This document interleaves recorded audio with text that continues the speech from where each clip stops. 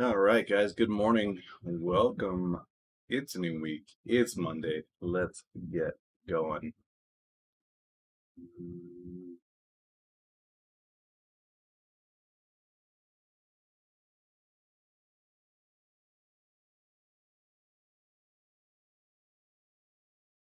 All right, first things first, making sure that we've got everything locked in here in regards to the portfolio.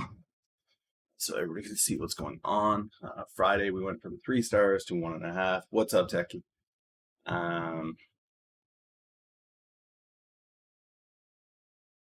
New waiter position that's here, guys. Hopped into that on Friday.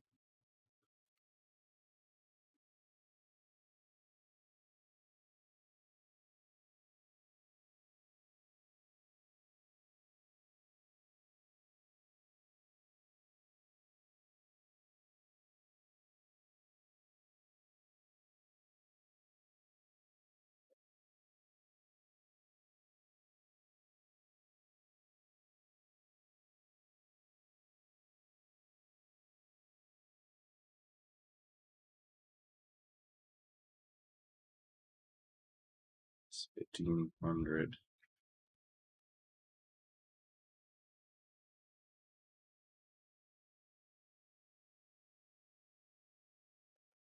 All right, let's see what's going on up there in the big old world.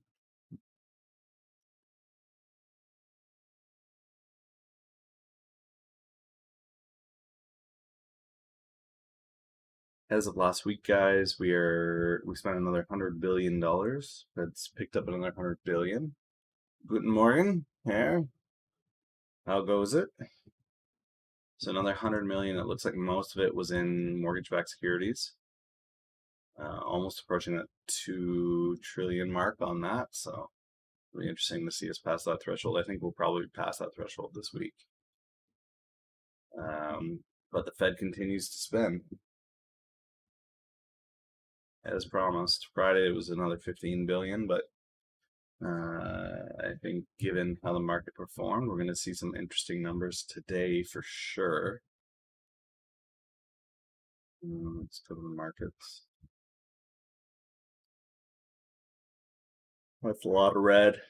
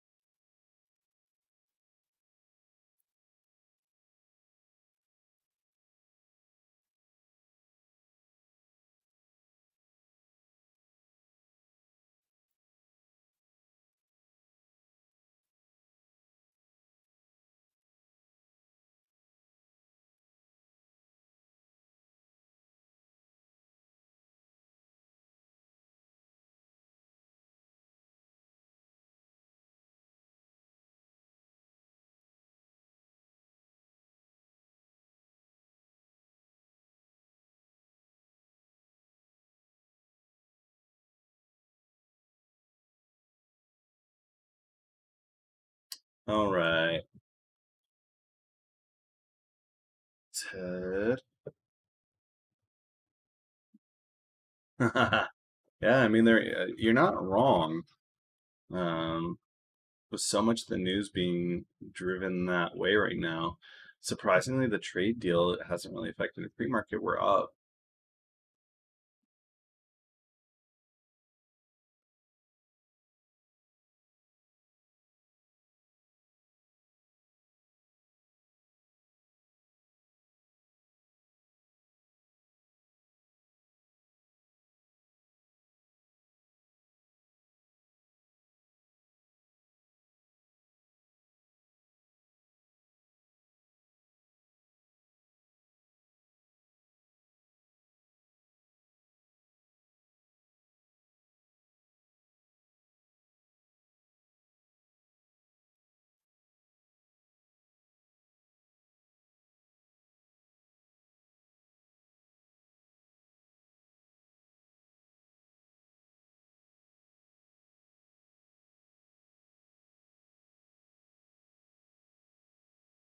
Okay, what else we got going on?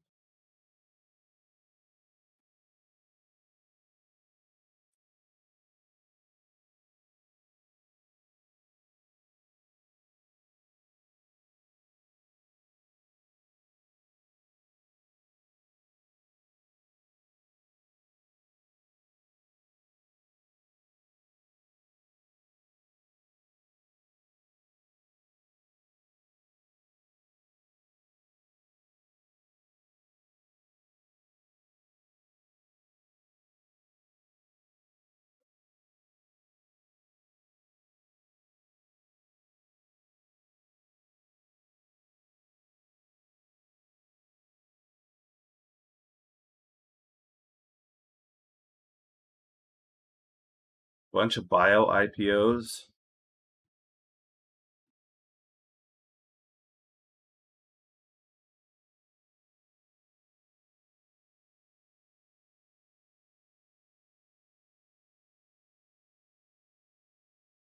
All right, let's start with this stuff.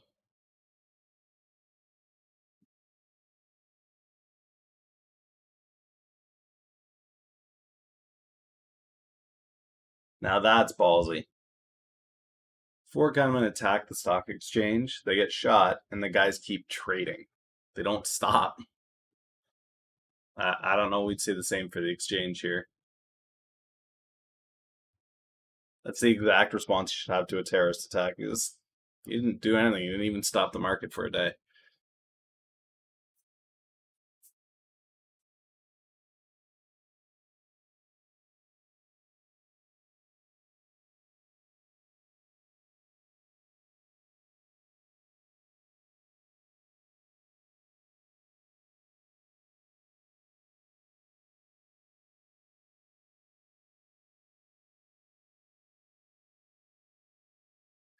Airbnb is signaling the death of the travel industry.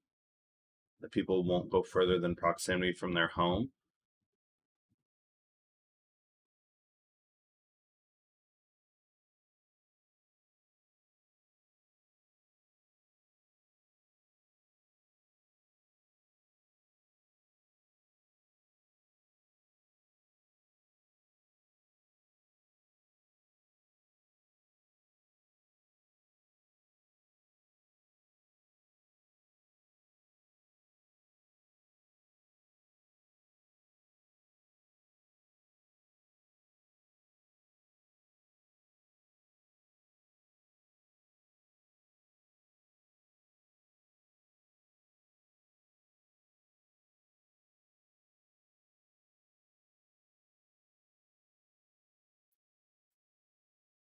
That's some big companies that are pulling out their ad dollars.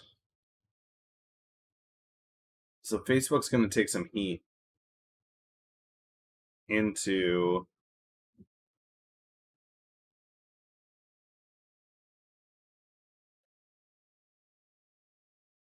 July, but this may be a buy the dip situation here with Facebook.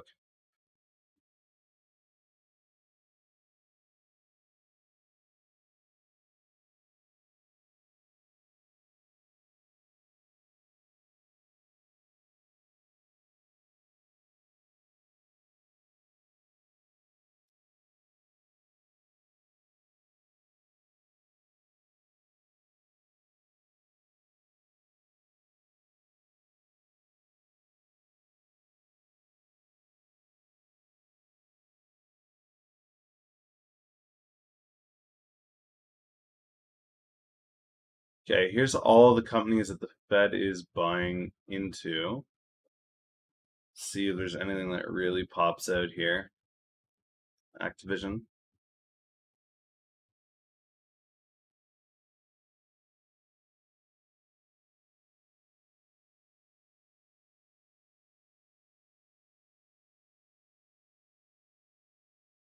Altria. Interesting.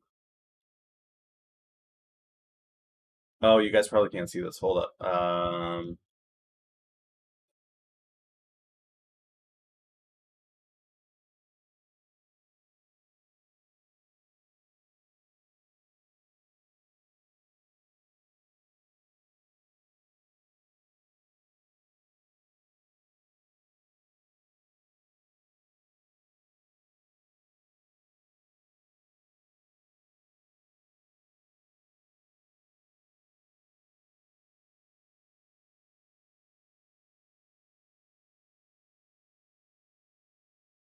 Okay, there we go.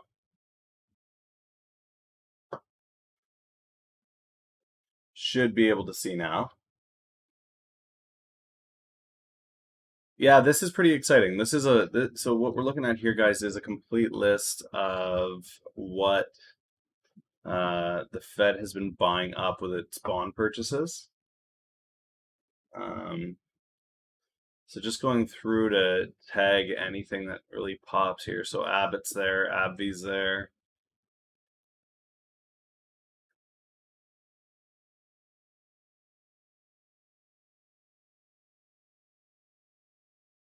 Alexandria Real Estate.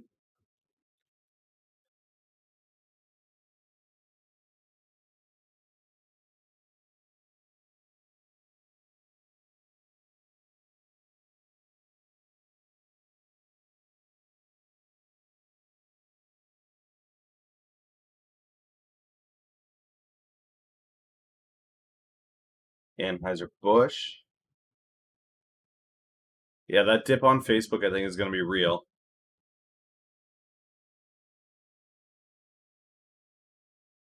And it's a knee-jerk overreaction to something.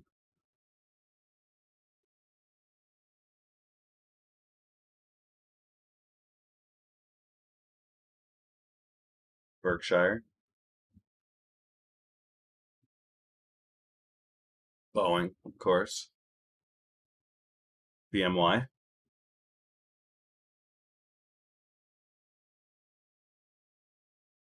Camden, REIT,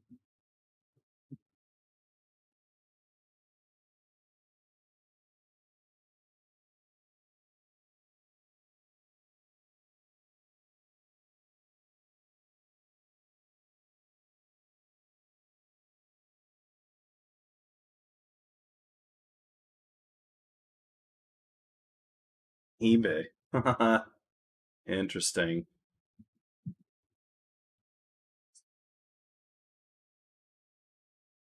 There's a decent amount of REITs in here that are smaller REITs. I haven't even heard of some of these.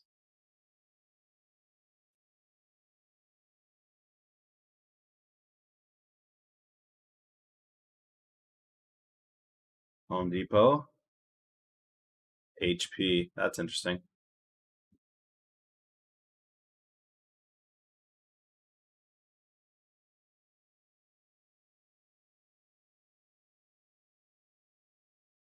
MRO,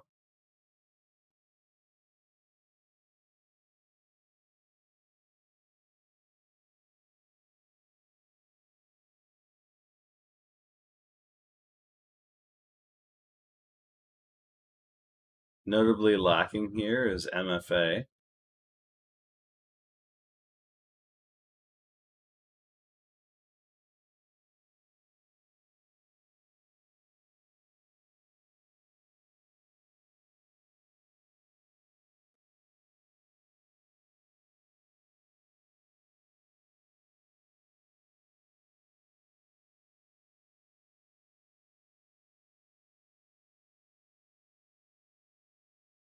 Raytheon,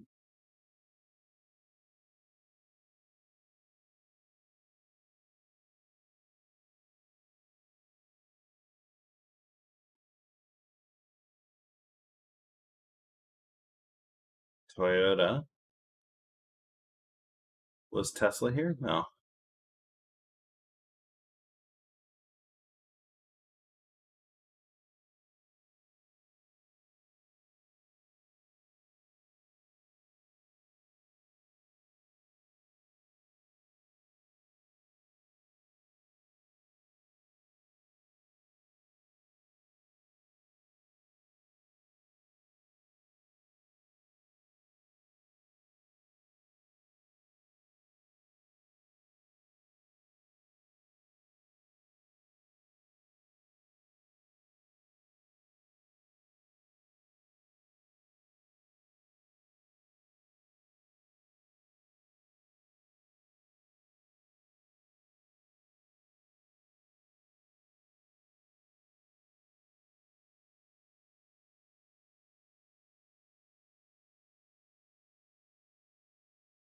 Mm,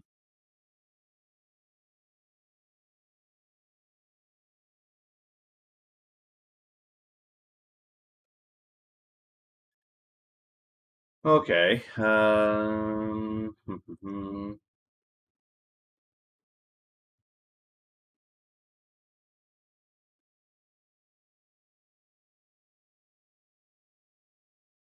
Chesapeake is officially in bankruptcy. Finally.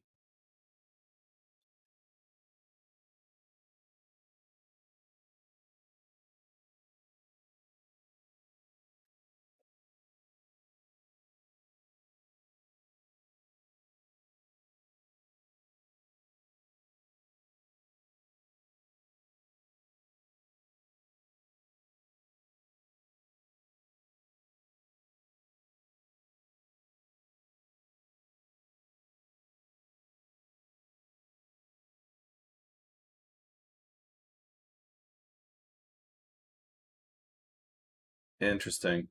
I can't. I can't believe the investors are actually coming and supporting that.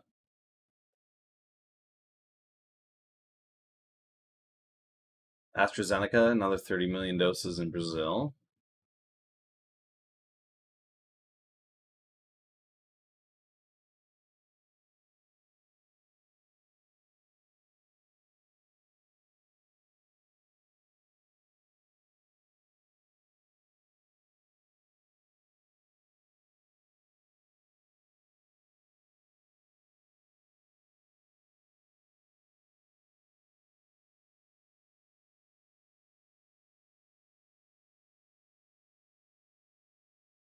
Is Gap good to invest in? Do you think we could see Robinhood traders pumping checks? Same happen with Hertz.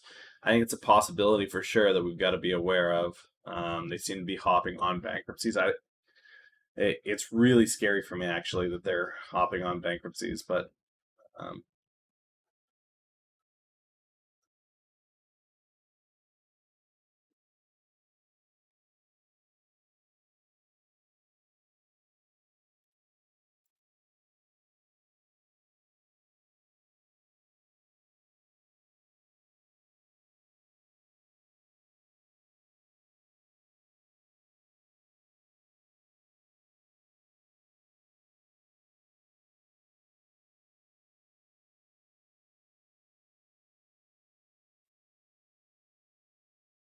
yeah.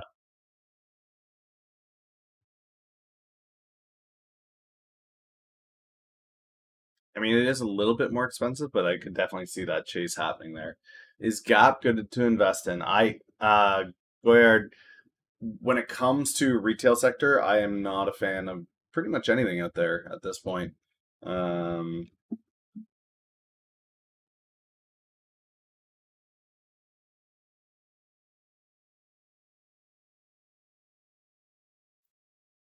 I'm just not a fan of the retail sector as a whole.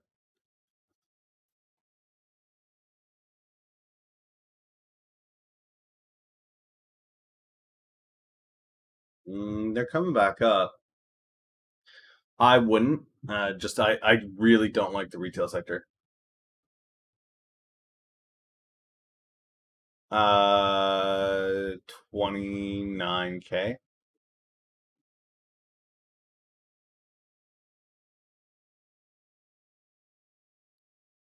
I mean, define long term. What do you mean by long term?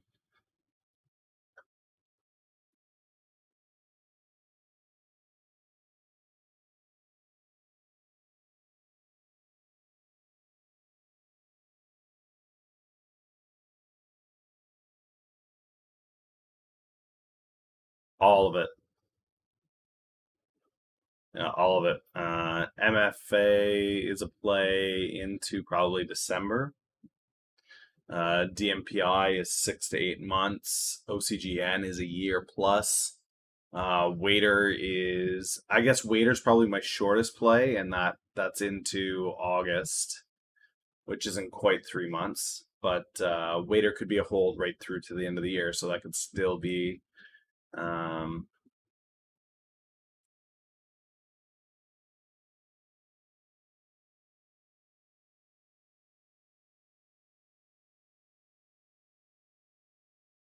ACRX is into the end of the year. IPIX is as long as it takes. Westport, who knows? Westport could be any day, but it could be longer. I wouldn't say it's next Nikola. I like Shill. I like it a lot because it's focused more on the powertrain side of things than it is on selling a new truck. Now they do have a new truck, but their priority is converting diesel engines or equipping diesel engines with an eco powertrain, and that's where they're going to make more of their money. I like them a lot better than Nikola.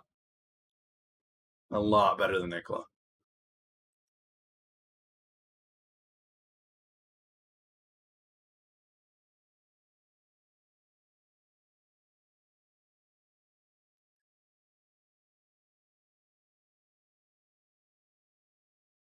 I still like Tesla better than both, but if I had to give them a hierarchy, it'd be Tesla, Shill, Nikola.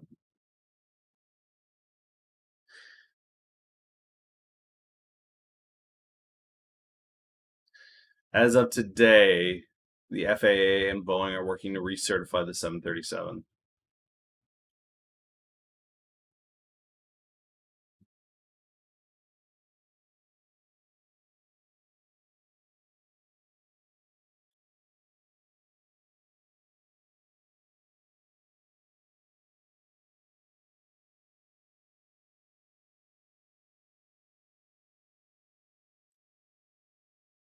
Okay, so it says that if everything goes well and there's nothing that goes wrong and everything looks great, it's potential that September we see these starting to be reproduced.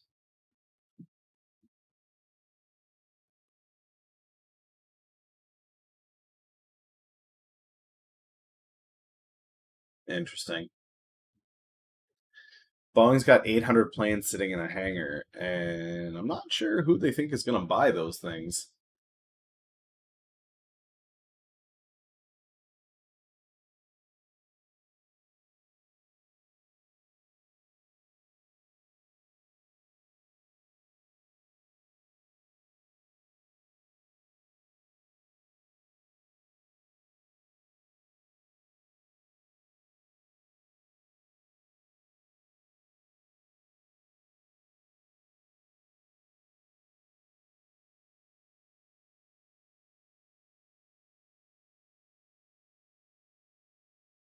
Luckin wants to remove their CEO. Oh, to resign. They required him to resign. What a funny way to say that they're firing somebody.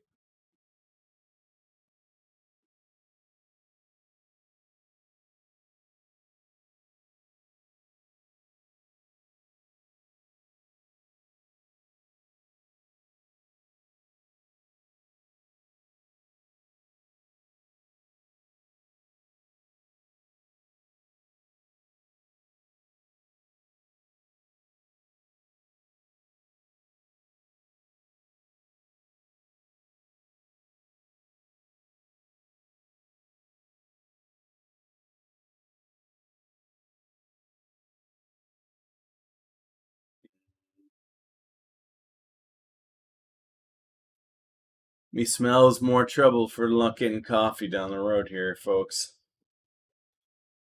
Down 54%. Holy hell.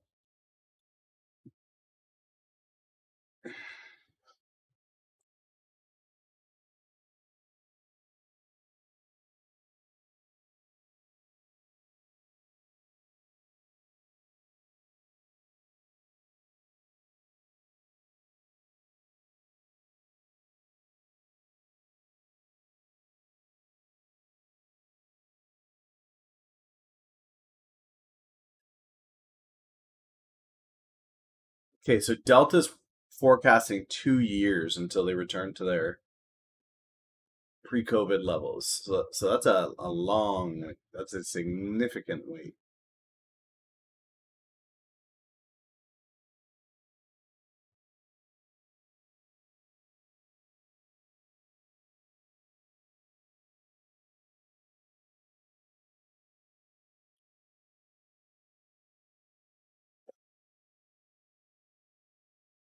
Okay, some news here from MBRX.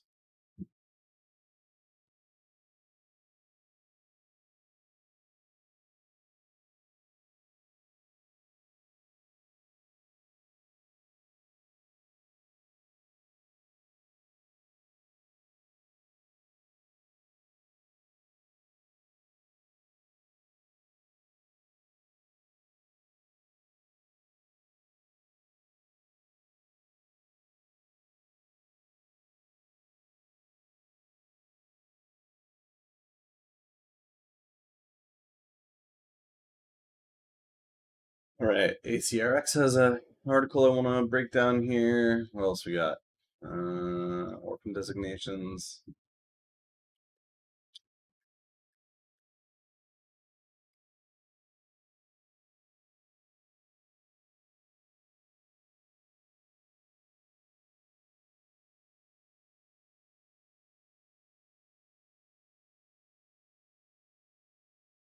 Not really anything major in there.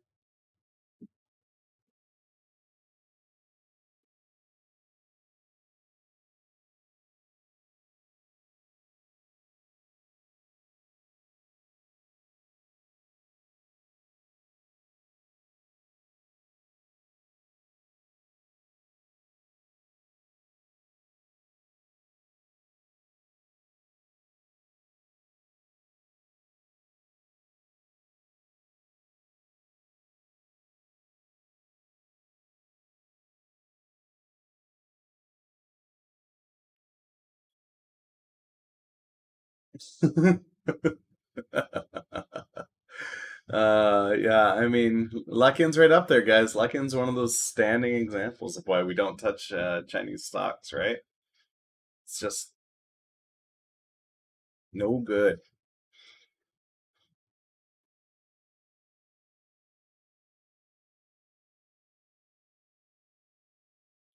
Don't get sucked into the Chinese hustle. That China hustle will get you every time. Dumbwater files in 8K. Let's see what that's about.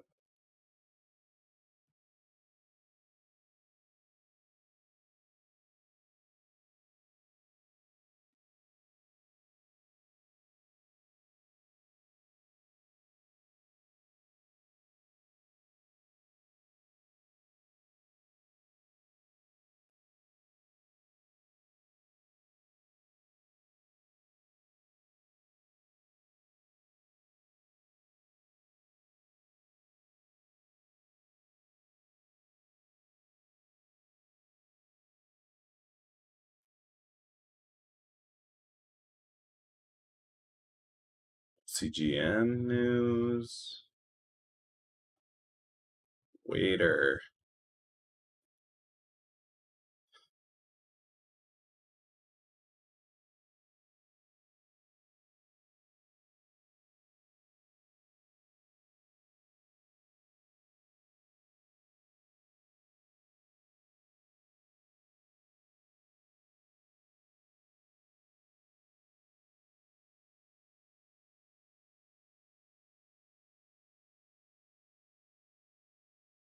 All right.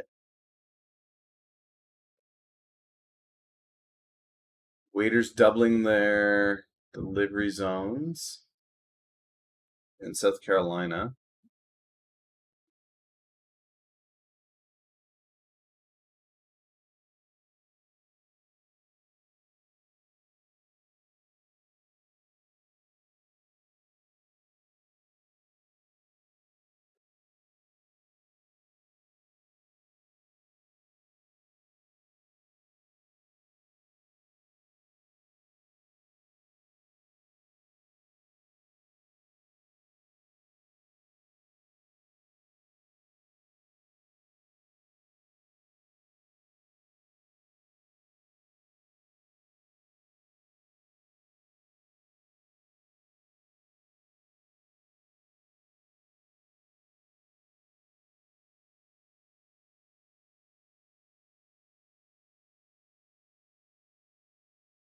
I think Geico's spending a lot of money on this site for ads.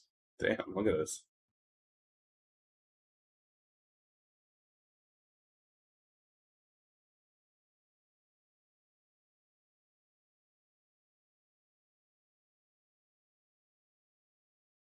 Over 600 cities.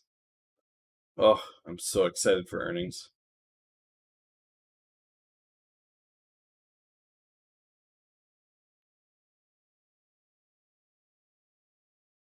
All right, Moleculin.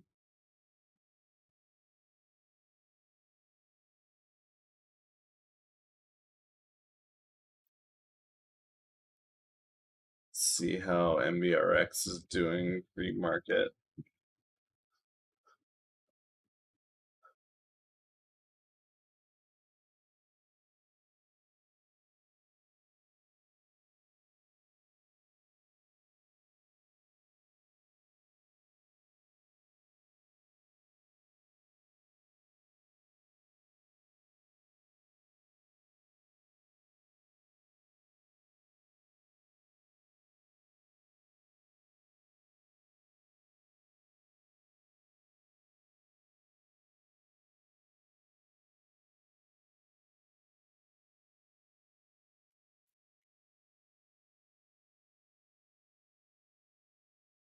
ERX. No, they're up a little bit pre-market on that. That's not bad. I think Bio's going to do quite well through Q2. I think Waiter's going to do quite well. Uber is going to hurt because Uber Eats needs to be. If I was Uber, I would chop Uber Eats separate, make it a different company. Because right now, Uber Eats results, they're just being shadowed by nobody actually using Uber. I think Uber is going to be a bloodbath into their earnings.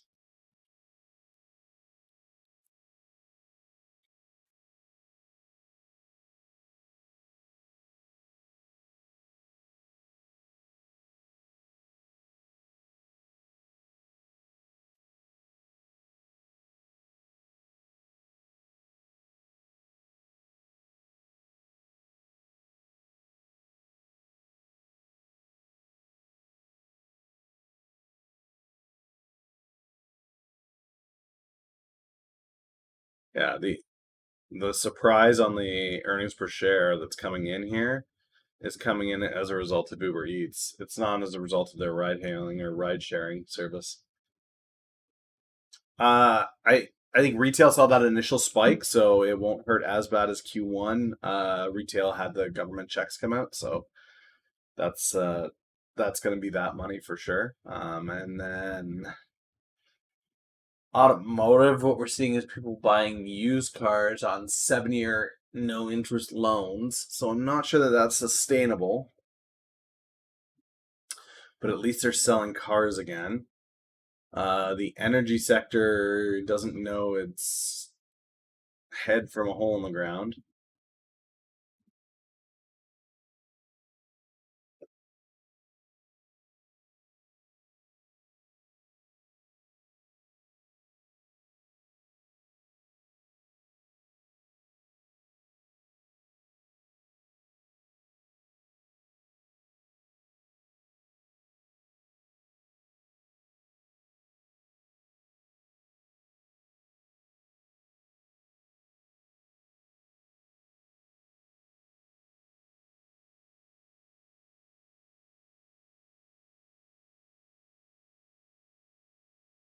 There's so much hope for Belacidin. They just got to get it into human trials.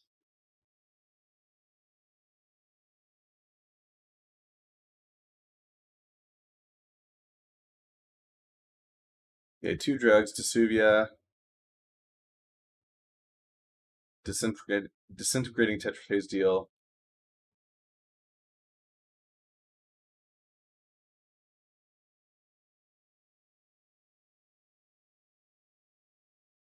It's about DSUVIA.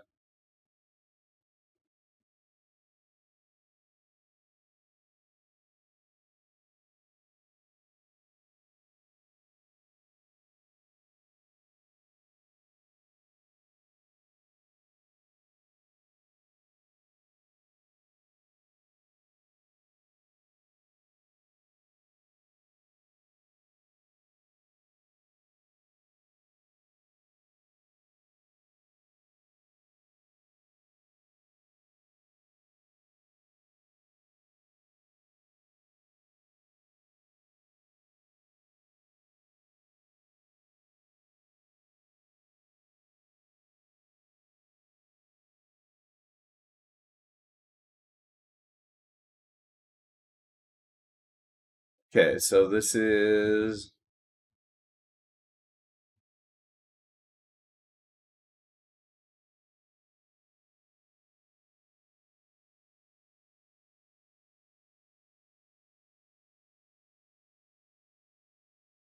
this is the big thing that I've been saying as I've been looking at ACRX more and more and more, with all this exposure on the opioid crisis at the moment and how bad it's getting and what it's looking like. What's interesting is that DSUVIA actually is a not a contributor to the problem, but something that could help resolve a lot of the issues where you're getting these DSUVIA kits locked in They've got serial numbers attached to each dispenser. The dispensers come with a safety cap on the end, so as soon as it's used, it's done. You know it. The safety cap's been popped off. It's done.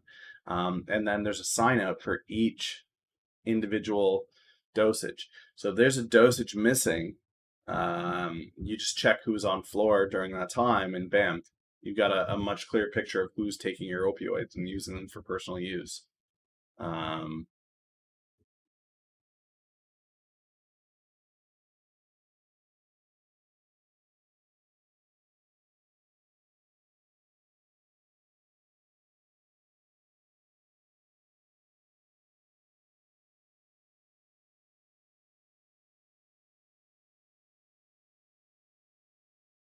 yeah, that's the other thing. It can't be prescribed for home use. It can only be used in hospitals.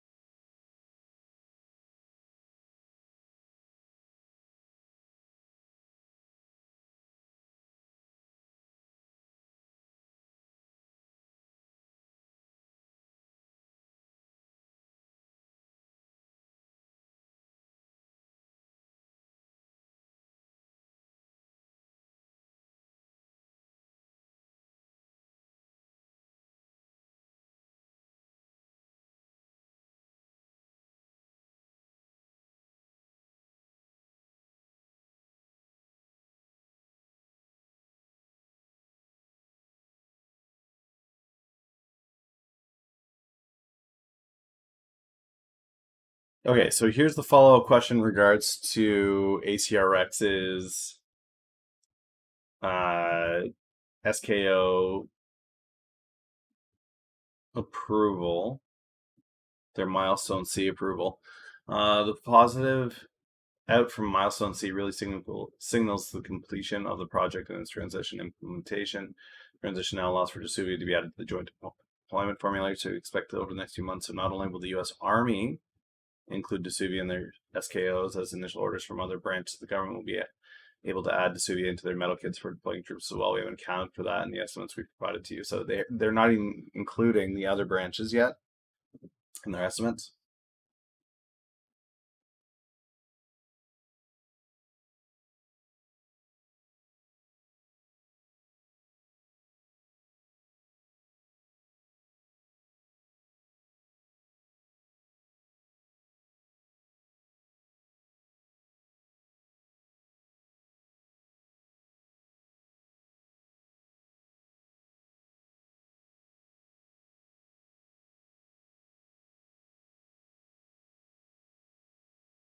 They say NATO's a possibility after they sort out the U.S. Army.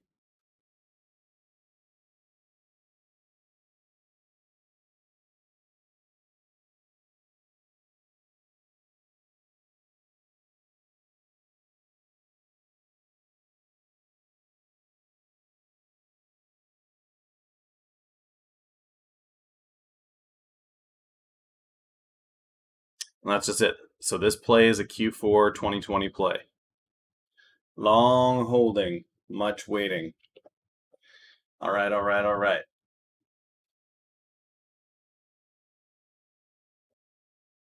This is junk news on MFA. Don't care about that.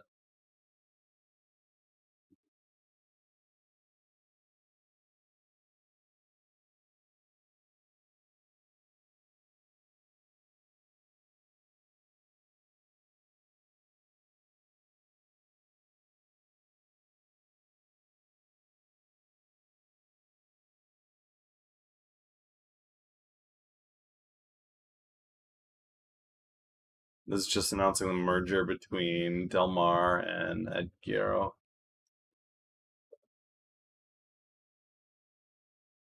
This is junk news on OCGN. All right. All right. So we're through that news, guys. We are through it. I'm going to go grab some water. I will be back. Gotta go here. Gotta go here. 60 seconds, guys. I'll be back.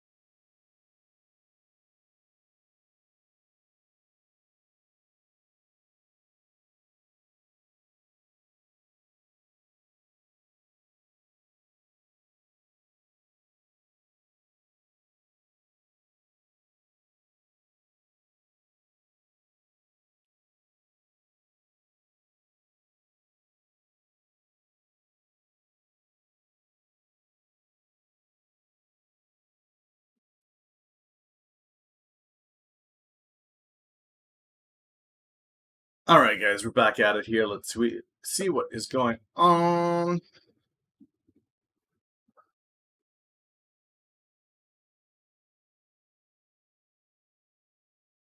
Um,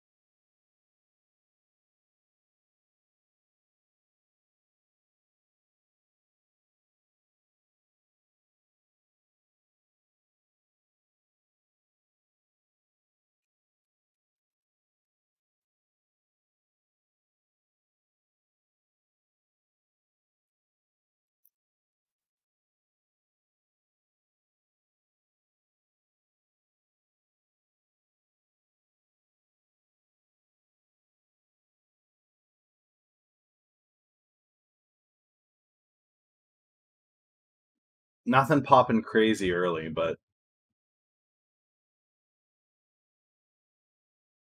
there's Kitov again. Vaxart again.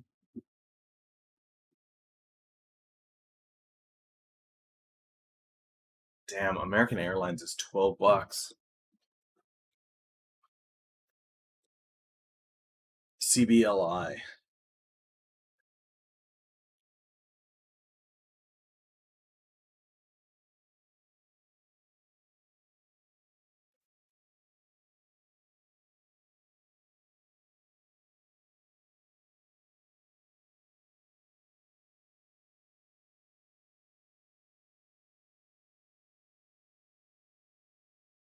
So CBLI has an adjuvant that could be paired with vaccine, so it's made itself into a COVID play.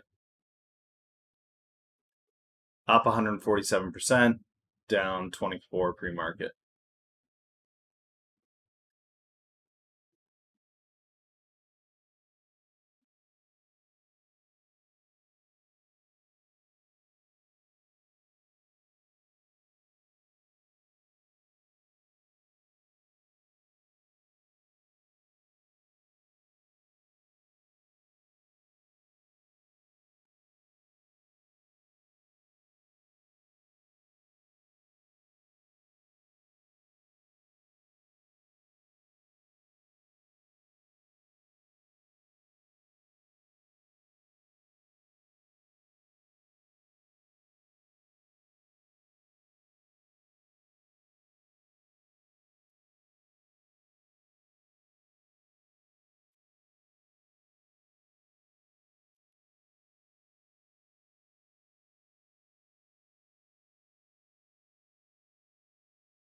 How we doing?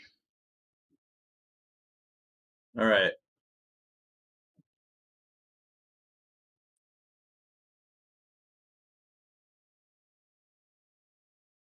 This is the week ahead. This is what Bloomberg says we should be watching.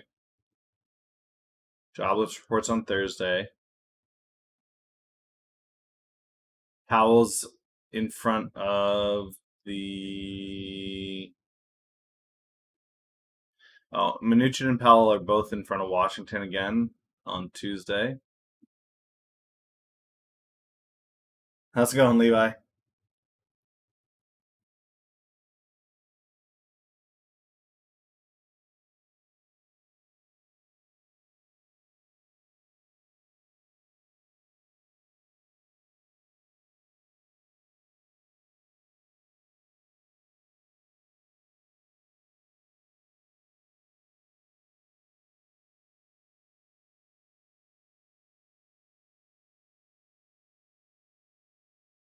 Okay, so Latin America looks like it's going to hurt huge.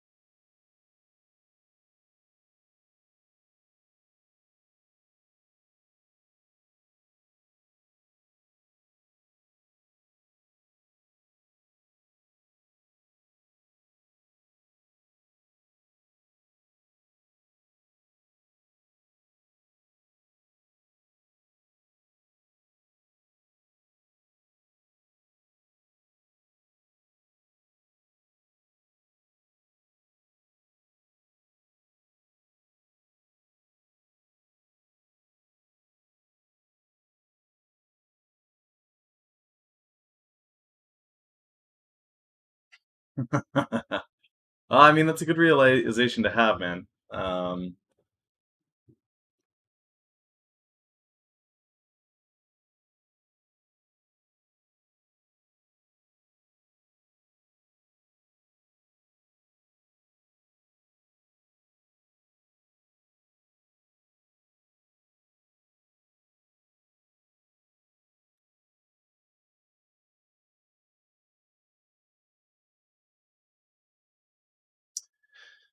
Trump administration's plan to add as many as 50 oil tankers to an already long list of sanctioned vessels would be enough to send global shipping costs surging.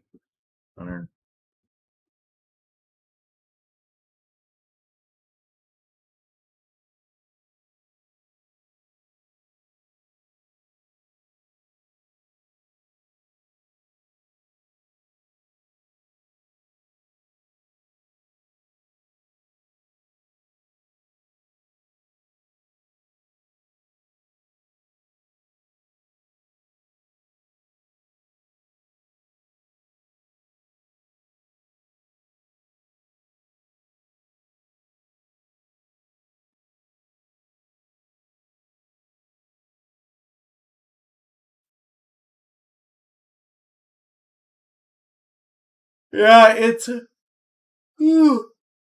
Sorry, guys, it's Monday.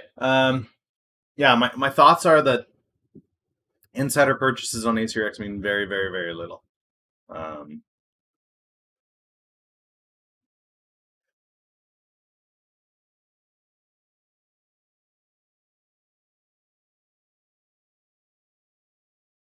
so there's actually several purchases by directors. We know of the 100,000 by one, but we don't know how much these guys bought.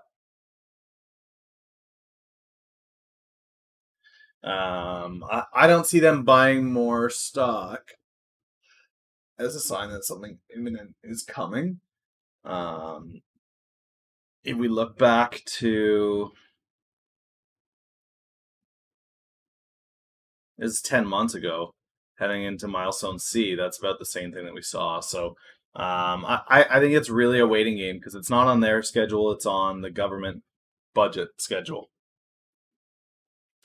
So if the Navy, if the Air Force put out their SKO orders early, ACRX will benefit from that huge. If the national stockpile continues to grow, then that would be huge. Opioid shortage. Let's see where that's at. If there's any news.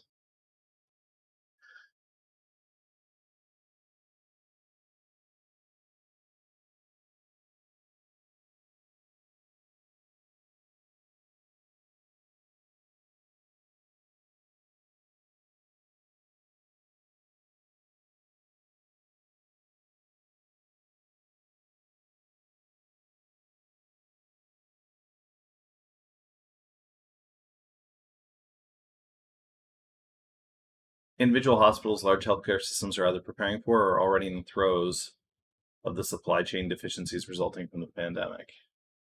To ascertain more concerted strategies,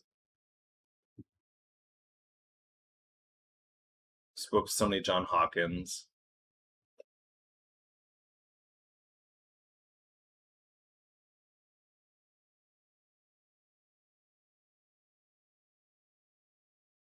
COVID-19 Drug Supply Committee Task Force.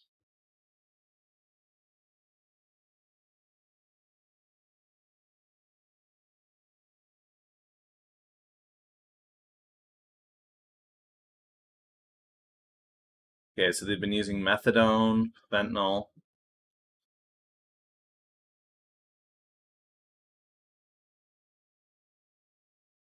Saving Grace was elective surgery, has been shut down, but now as we reopen, this is starting to open up more, which means that they need that for that as well.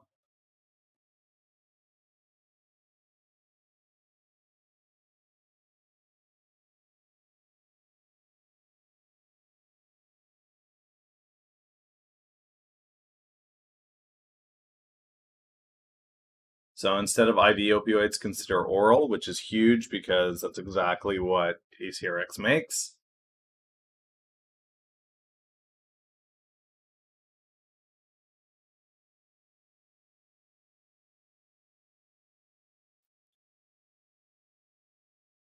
Teams conservation strategies were adopted early and have been sufficient thus far. However, both remifentanil and sufentanil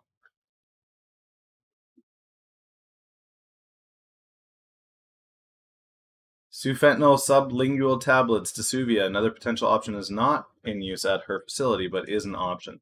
So this is it. As this gets worse, this is going to happen. These things are going to be needed.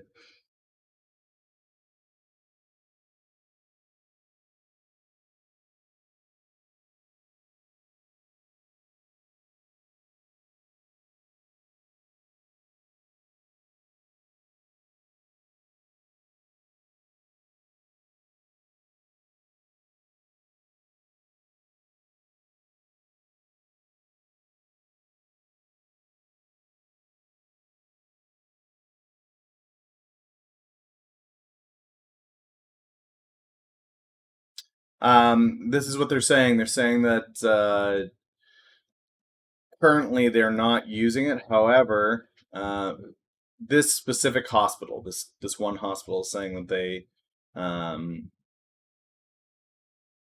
they haven't had to use alternatives to fentanyl, but there is a growing shortage.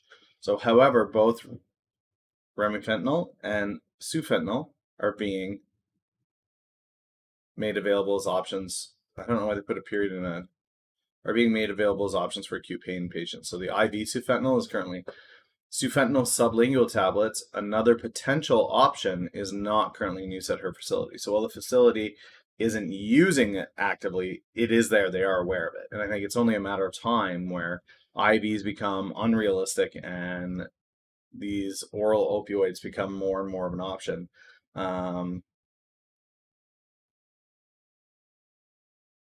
Here's sufentanil again. That's being included in New York State's order sheets. They're predicting oral opioid shortages. So that means that the OxyContin, the fentanyl, the morphine, those tablets are running short, which means that you need to come up with something else, which means sufentanil is there, which means DSUVIA is there.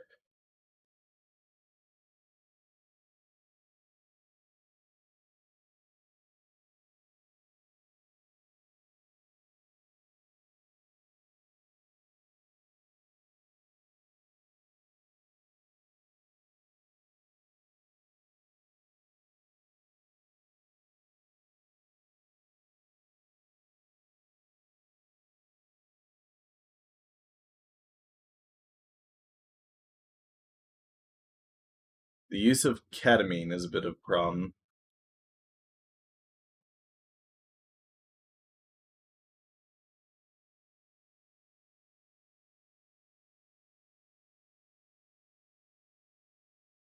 Okay, so that was very specific to a single hospital. So it's a couple of different things. One is anybody that's on a ventilator, they prescribe a regular drip or analgesic treatment in order, especially those who are in intensive care, to stop them from removing the ventilator. And so, picture COVID, the amount of people that are in intensive care in COVID, almost all of them are on opioids. which is causing a massive shortage globally, but it's also in the U.S.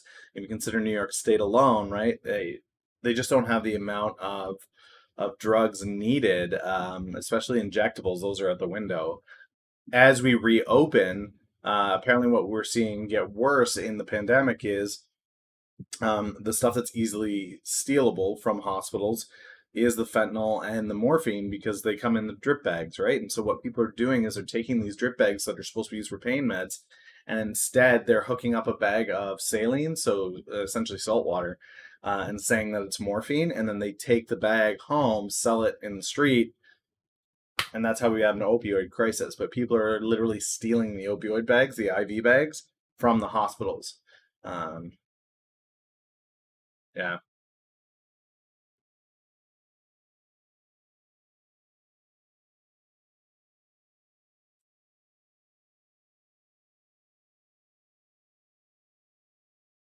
Global Drug Report.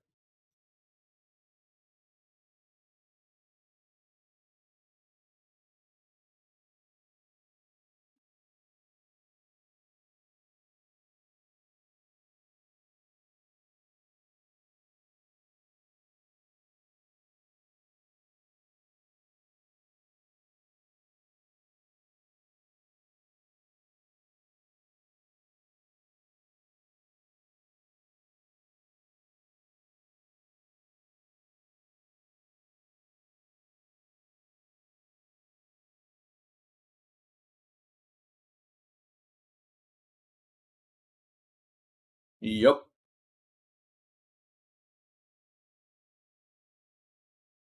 Here's a global seizure number. This is the illegal drug trade, but um, opium, methamphetamine, heroin, and morphine, and pharmaceutical opioids. Um, all of these together is 1,000 tons. Just kind of nutty. Opiates. Here we go.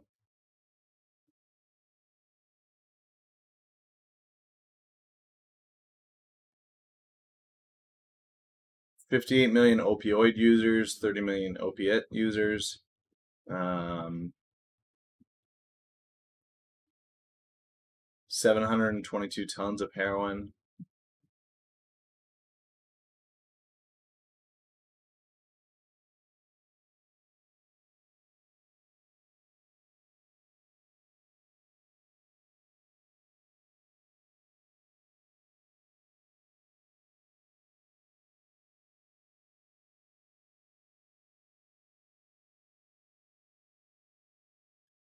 Huge in Asia. The US is there, but heroin and morphine, 69% of the drugs seized were in Asia.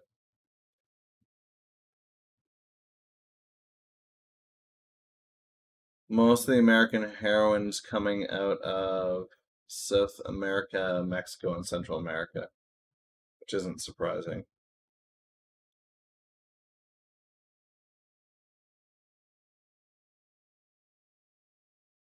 Yeah, that's it on opioids.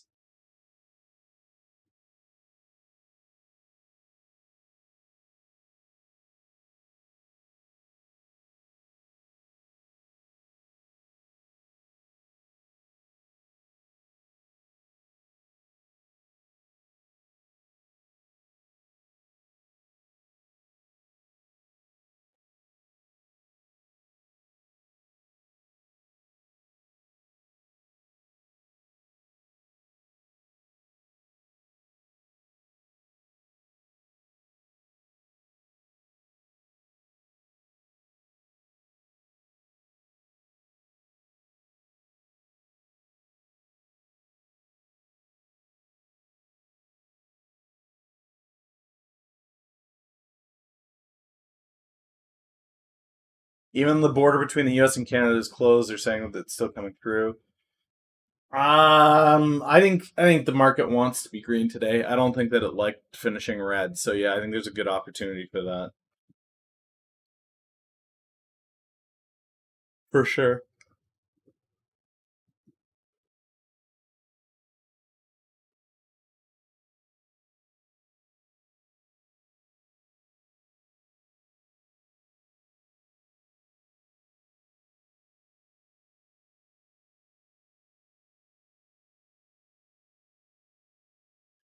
Yeah, this is where it's dangerous. Fentanyl's getting mixed in with coke, and it's like, Well, this is the illicit market that I'm reading about here. Um,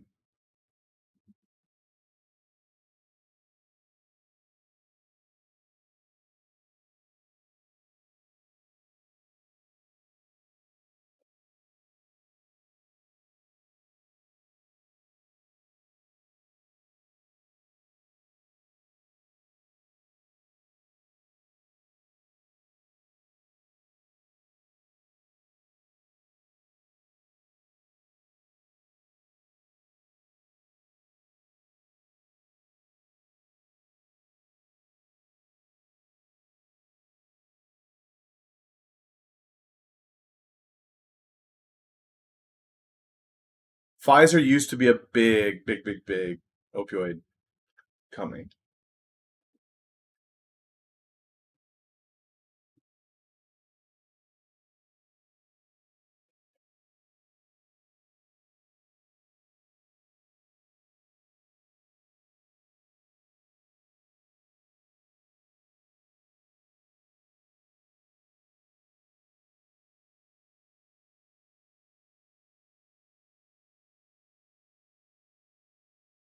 This is Colorado specifically,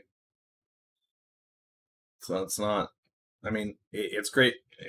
It's indicative that there is a problem, state by state by state, for sure. Um,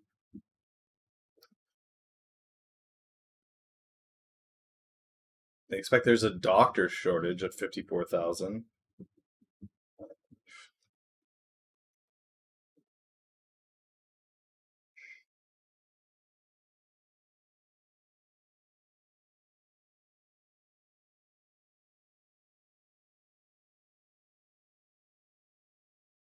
It's a doctor shortage.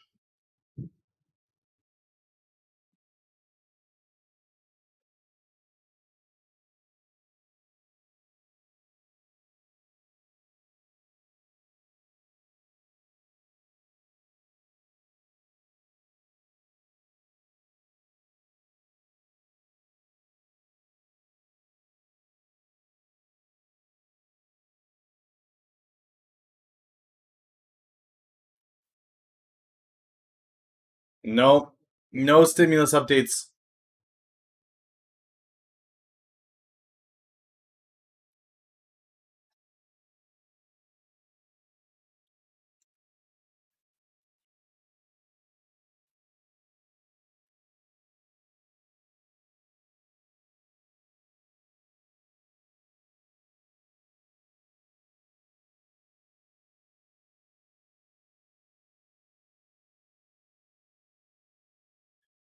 There's no guarantees. It says here this is of the 28th. There's no talk about it.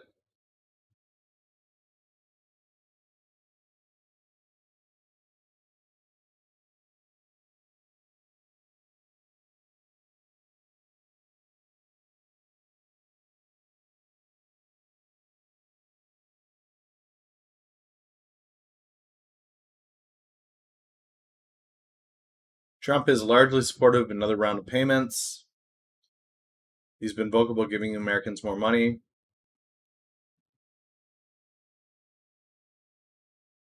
I think Trump times this so that stimulus drops just before the election.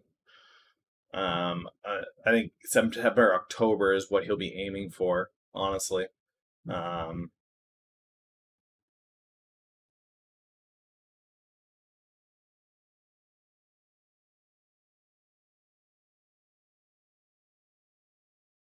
yeah, there's no way the HEROES Act goes through, but the Senate or Trump could propose something. But there's no way this HEROES Act goes through. It's a wide-reaching.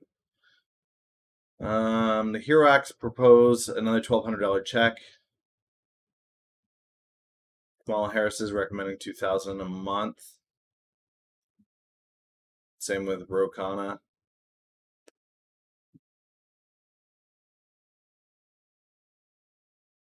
Temporary travel tax credit.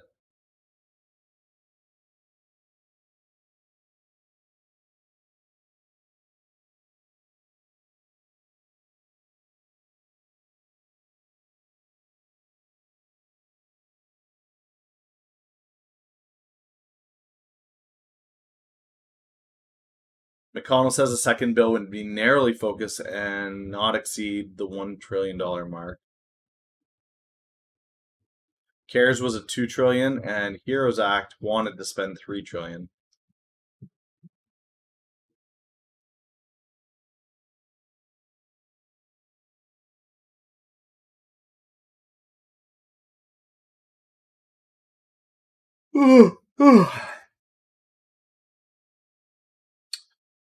Yeah, I don't think we see it move before July is nuts. There's no way. Um, they just won't move fast enough because what's going to happen is the HEROES Act is sitting on the table and that's going to get shot down. Okay, which is going to make the Democrats salty. And now we're playing the election game of we want the bill that gets passed to belong to the party that you want to vote for, right? So in the debates in November or October that Trump and Biden have, Biden can get up there and say the bill that the Democrats have created and pushed through here is resulting in trillions of dollars going into the economy. This is exactly the kind of government I want to run. Trump and the Senate are never going to allow that to happen. So the HEROES Act is going to be dead on the floor. It's never going to get passed. And it has less to do with what's in the bill, even though the bill itself is complete dog crap. It has nothing to do with that. It's a lot more to do with they will not allow the Democrats that fuel headed into election. What they will do is they will come and create their own bill. Either Trump will propose a bill or the Senate will propose a bill that is smaller in spending, more focused on getting cash directly to American citizens. So they get a check in the mail that has Trump's name on it pre-election. That'll be the strategy. That'll be what they're aiming for now. The House is Democrat controlled, but I think what they can do is they can send out the Senate can create this smaller $1 trillion package that focuses a smaller $1 trillion package that focuses more on getting money into mailboxes of American citizens. Use that as the headline and then head it into the October election. So let's say they announce that in September, right?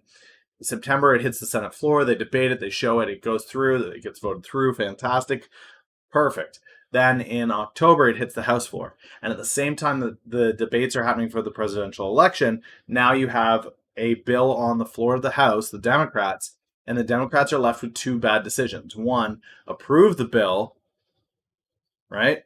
Approve the bill and give Trump and the Republicans the credit for getting that second stimulus or that third stimulus package out, or shoot down the bill, in which case that gives Trump lots of fuel to say, you don't care about the people, you just care about winning the election. You just care about saving your jobs.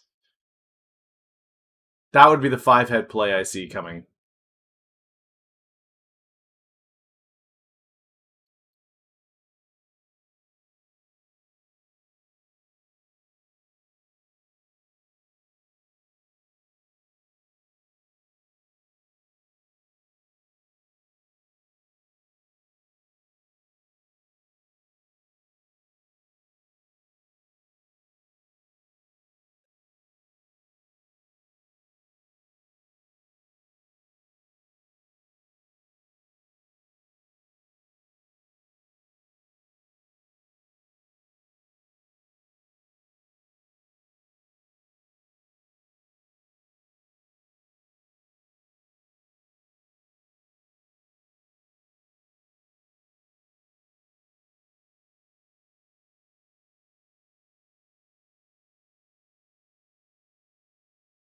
Jim Cramer likes DDTG.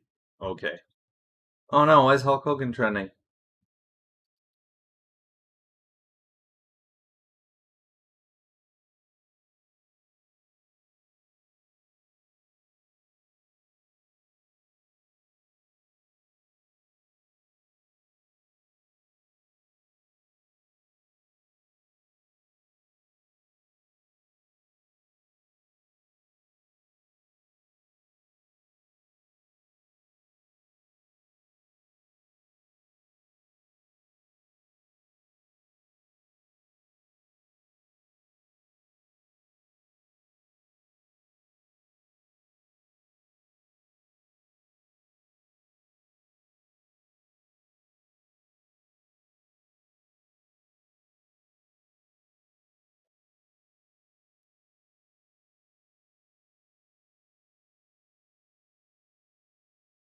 Yeah, I I'm a boomer when it comes to stuff like that. The notifications and the sounds and stuff. Oh, Cybot, 2 months in a row. Thank you so much, Cybot. Appreciate you continuing to be around. You are always good for a laugh and good for some good times. And 2 months in a row. It's crazy to think that I've only been doing this 2 months. It feels like it's been much longer than that.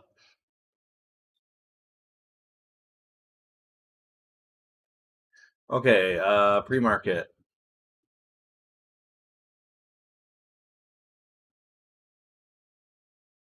Okay, so TLSA. Let's see why TLSA is moving the way that it is.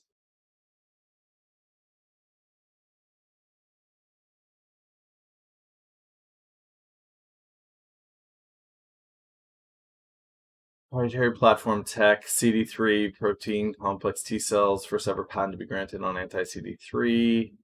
In addition, stabilized liquid formula and other anti-stick for nasal administration of cells. Okay, blah, blah, blah. Rare approval.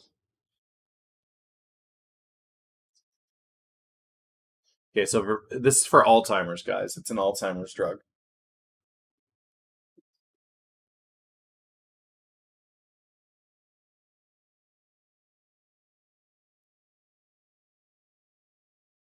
It's already up to 850.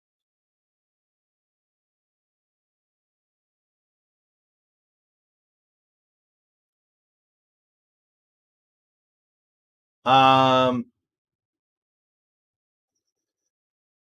yeah, the market is something separate from the stimulus. Well, the market loves the stimulus. The stimulus isn't tied exactly to the market. It's more about the economy at large. So the market could want a stimulus before then, but that's going to be more Powell's job is to keep things afloat.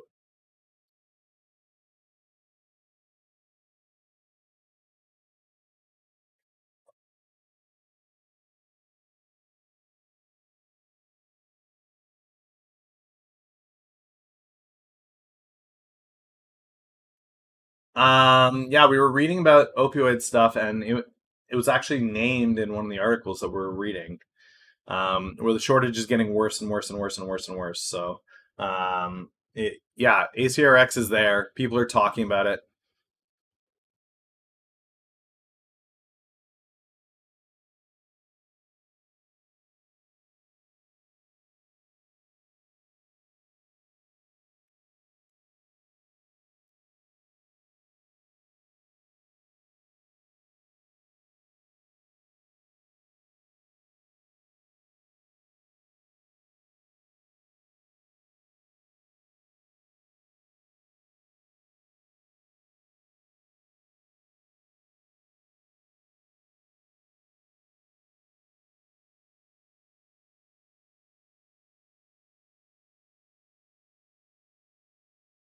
So the number that we need to be watching here, guys, is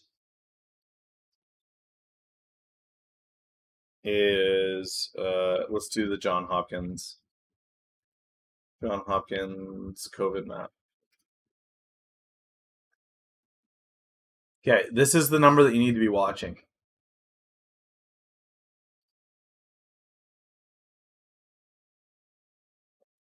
U.S. map.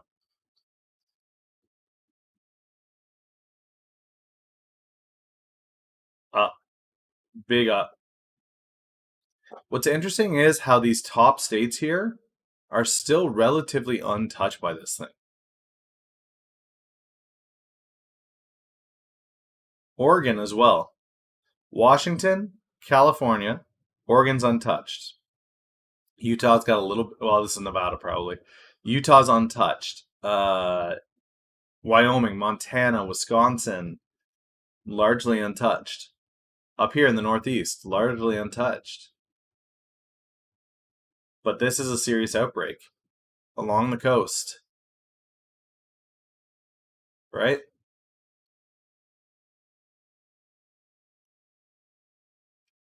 Yeah, and that's just it. So that's one of the things that we've been forecasting is that people are going to start to want to live in these states where there's not as many people. Good morning, Dice.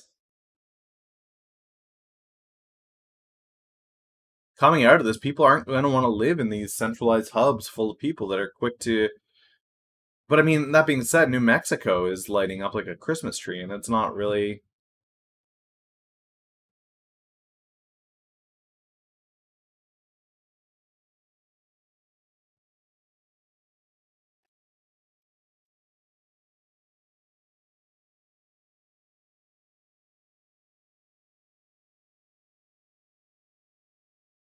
What's Alaska doing? Yeah, Alaska's okay too.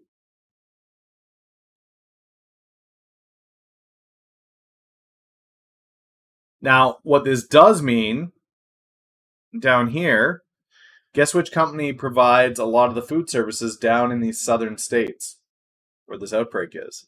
That's right, waiter. Waiter. Waiter. Waiter.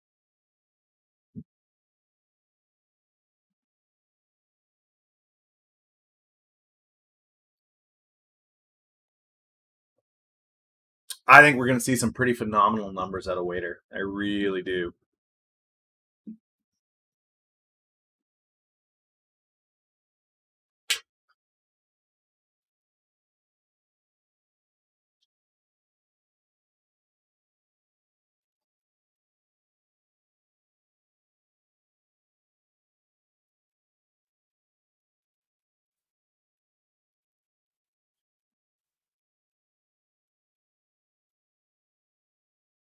See when their earnings is 8.6. So start of August is when we're expecting to see waiters earning numbers.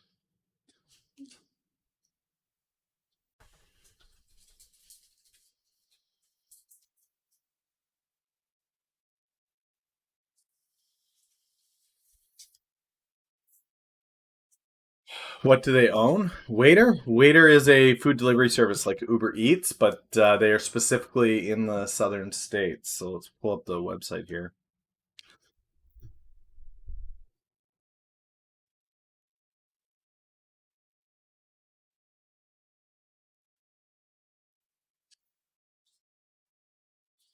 Um, so let's pull up their cities.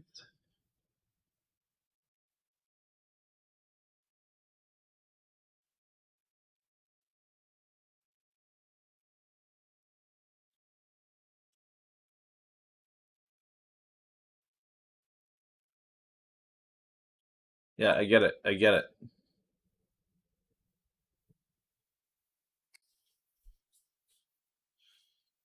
Okay, so let's get a Texas address here. Dallas, Texas address.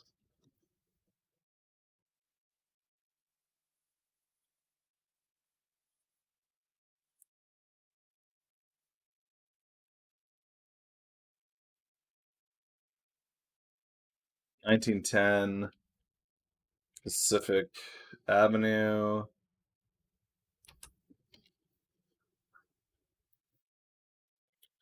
Dallas, Texas. Save.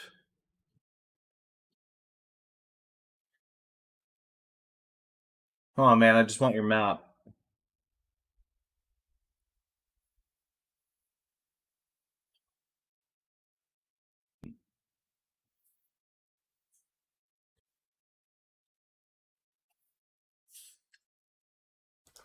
So June 16th, they had their annual meeting. Let's see, which. Okay, I'm doing too many things at once here, so let's do this. Which cities is waiter in? Want to say hi to everybody? There you go. There you go.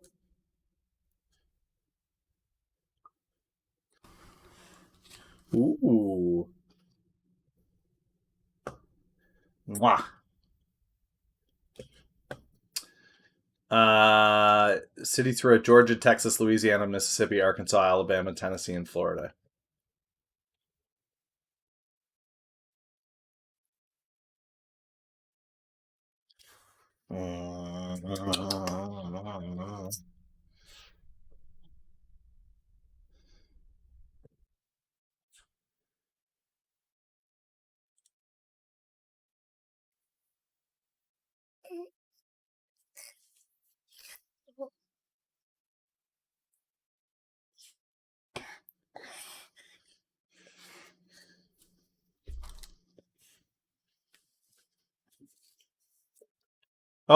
Oracle and Sons got me covered here.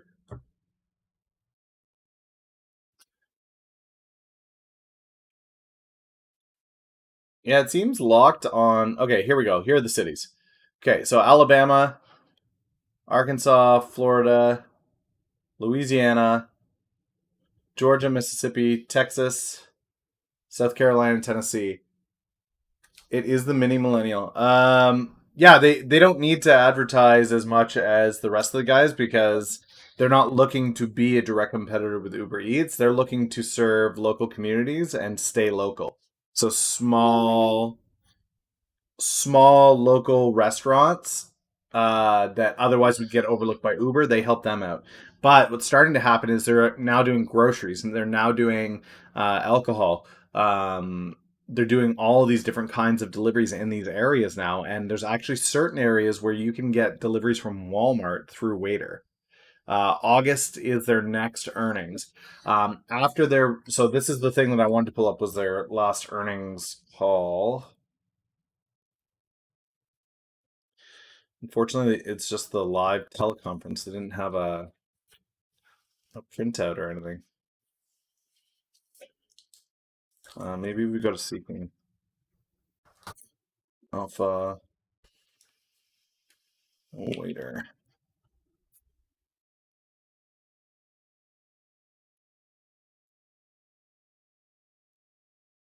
Yeah, they didn't have their annual call here. Yeah, they're not blowing money on advertising because everybody needs it right now. When we look at that COVID map, like this is their bread and butter is this area. This whole southern state area here is them. And this is a massive outbreak. People aren't going out and the food is getting delivered. But that's not why we were looking at.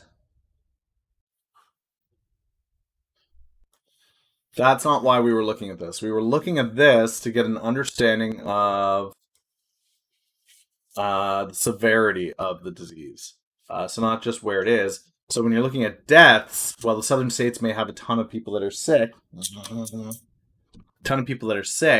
it doesn't have a ton of people that are actually kicking the bucket on it, right?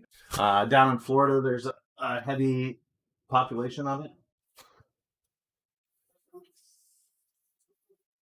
Down here, in Atlanta, there is for sure, but this whole area, when you go from confirmed,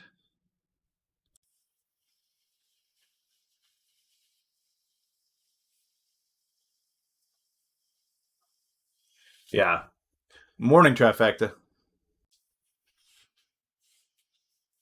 But this is for the opioid crisis as well, guys. So for the opioid crisis, as we see these numbers continue to rise, look at this. Look, we're up to 2.5 million. Opioid crisis is only going to get worse, and at some point, hospitals are going. Oh, I didn't notice. My bad. Rip. Um, what's going to happen is we are going to run out of morphine and fentanyl, and those who are either tiptoeing about, oh, we're not really sure we want to try a new opioid, we're not really sure that that's the right fit for us, we're not okay with opioids are bad, like all of that goes out the window when you've got people that are in critical care on ventilators that need a pain medication. ACRX is an eventuality, and this is not slowing down. Like this is not slowing down. And as the protests continue,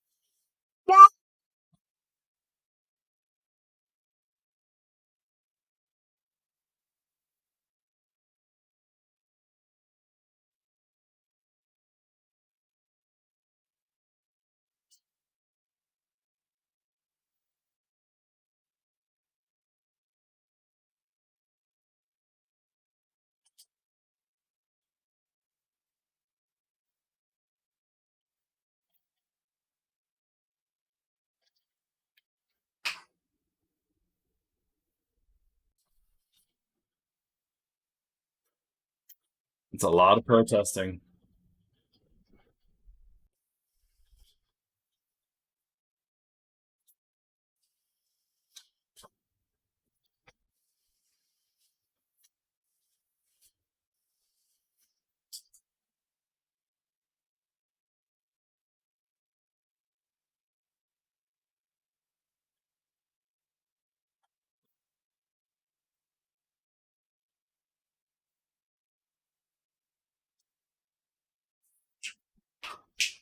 No.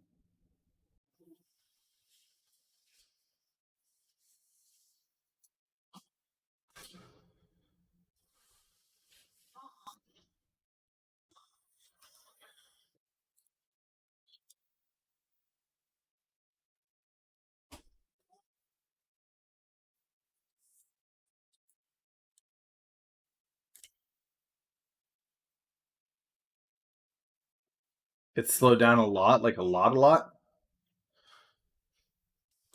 Yeah, the protesting has slowed down, but the damage is already done. Those large groups of people amidst COVID. COVID World Tracker.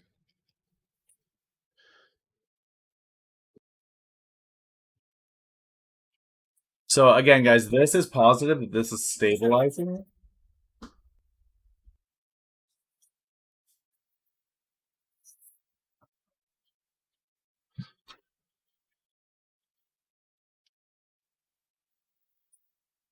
He just fell.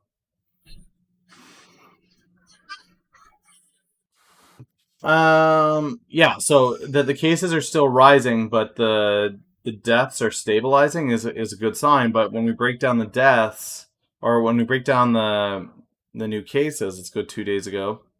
40,000 2 days ago, 40,000. And then the serious critical is the other thing that we want to be looking at here, right? So serious critical, 15,000, 15,800. These serious critical, these people are on hourly, if not every 3 or 4 hours, dosage of opioids. So let's say it's just every 4 hours, right? So that's 6 doses a day that they need. So daily we are going through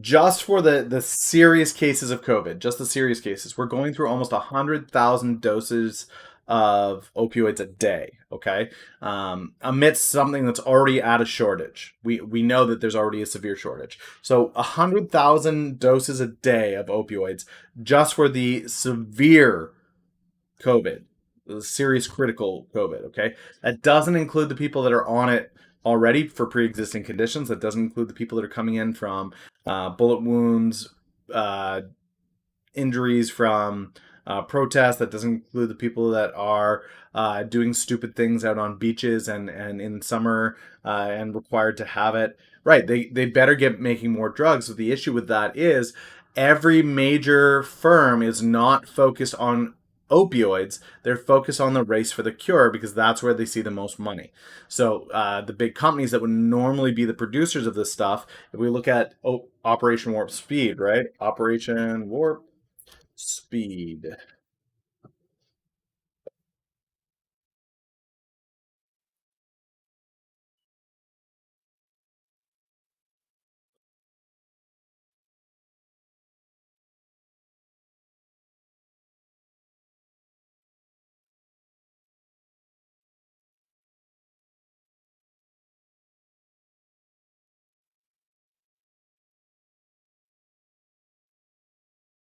Okay, so AstraZeneca, Moderna, um, where's the list? Companies in Warp Speed. Okay, finalists for funding. Here we go. Uh, Moderna, Pfizer, AstraZeneca, Johnson and Johnson, Merck. So these are the companies that would normally be making these COVID drugs, that would normally be making these drugs, be making these opioids. They're not. Instead, they're focused on producing COVID stuff. That's where their attention, their pipeline, their everything is right now, which is causing a huge problem for sure. But ACRX is sitting over there on a stockpile of opioids. Hospitals just need to say send them.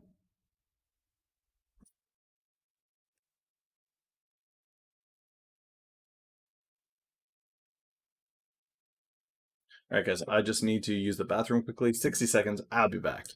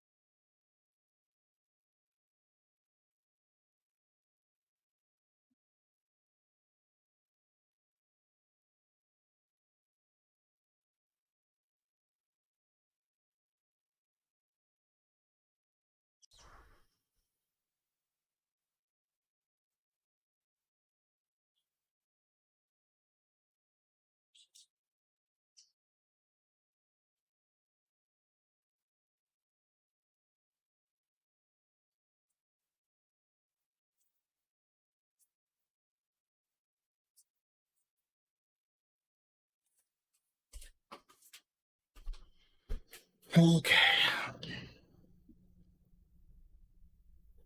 Let's get back to it.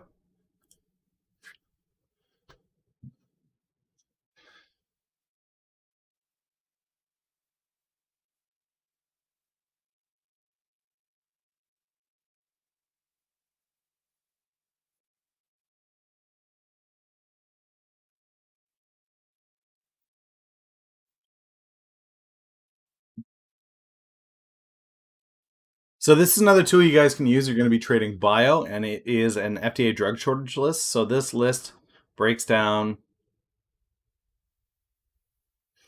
absolutely everything, and we can go down through this, and a lot of these will be things that we can pretty rapidly attach to the opioid shortage. So what you've got here is amphetamines shortage. This is Z-Pak. So Z-Pak was used with hydroxychloroquine, so there was a shortage. Adderall is not listed. I don't see Adderall anyway. I don't see Adderall listed as a shortage. Oh, dextro, that's Adderall. Oh, great. So the Adderall's in shortage. I know the amphetamine, this part, but this stuff here, okay. Yeah, so these are the Z-Pak tablets. Chloroquine phosphate resolved as people stop using them.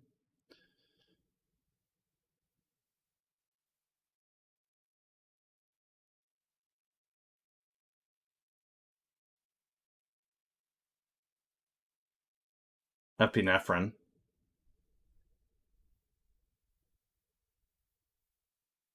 Fentanyl.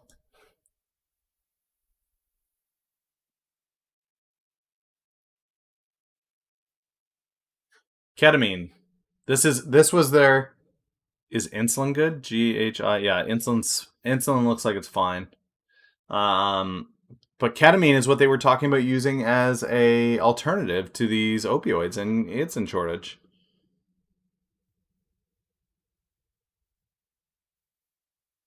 Lidocaine shortage.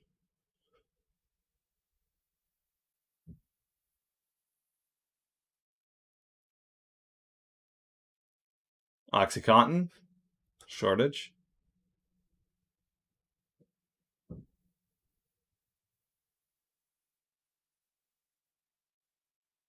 Remfentanil.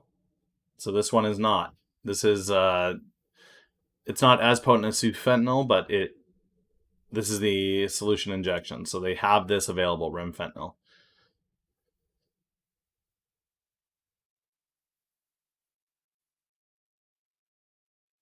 Sufentanil is not on the list.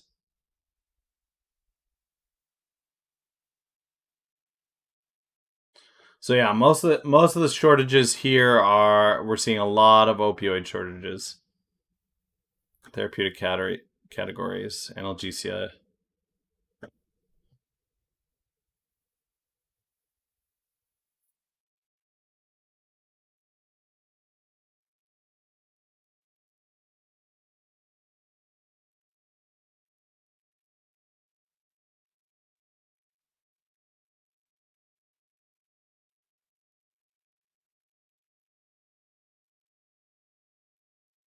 Morphine sulfate injection discontinued. Morphine sulfate injection shortage. I don't think so. I don't. I mean, the only one that I see here that's resolved is this remifentanil. The rest of them are still in shortage. And this is only going to get worse as the days go by. So really, it's just like any day now we can expect to see that announcement that hospitals have to start using. They have to start using what's available, and what's available is DSUVIA. All right, let's get back to the big movers here.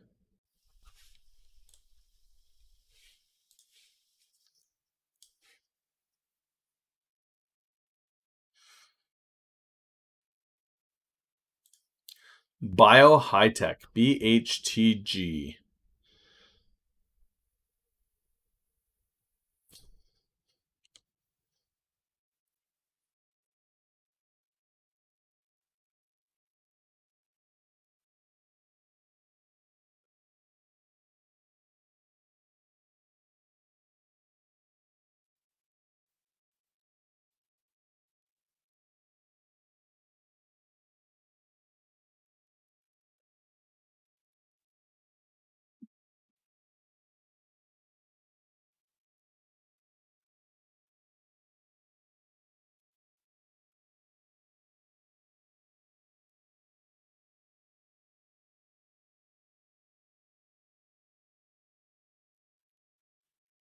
All right, so it's selling. Its big news is disinfectant, but that was the start of June. So why is it popping 60% here?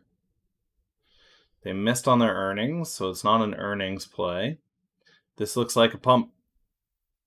Looks like a pump.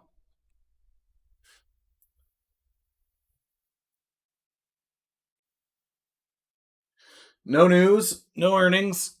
Looks like a pump.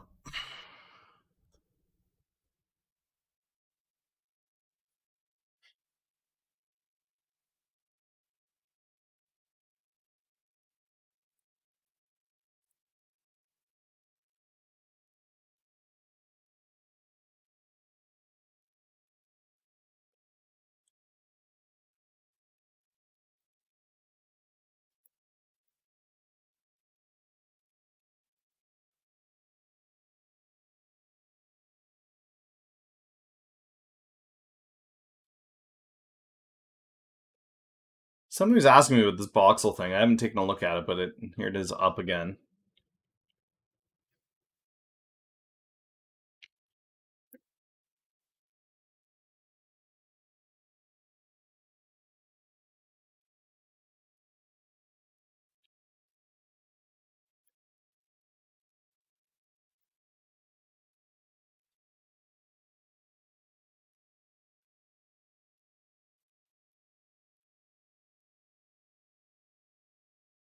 All right, what else is going on out there? U.S. and China are moving beyond trade threats to exchanging regulatory punches, threaten a wide range of industries, including tech. Quietly getting nasty.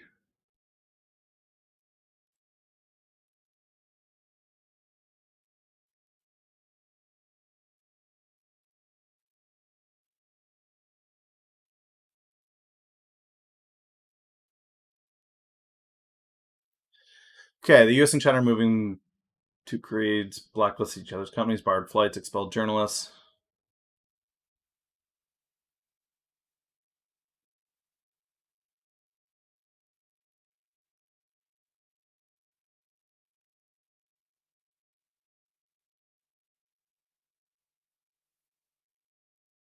Okay, the guy in China here, Renmin University in Beijing, says that it would be a last resort to put sanctions specifically on companies in the U.S. because it's looking for foreign investment.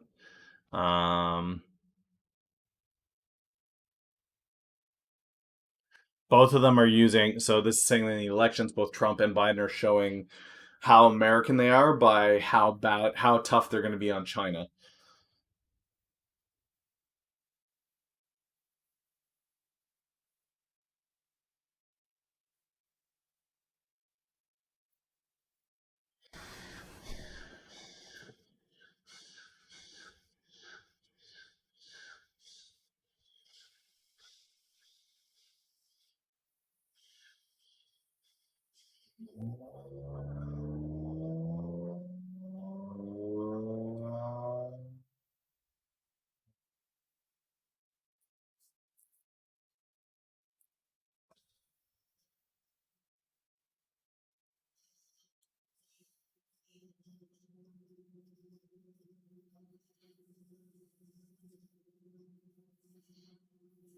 It's talking about the companies that Trump has blocked.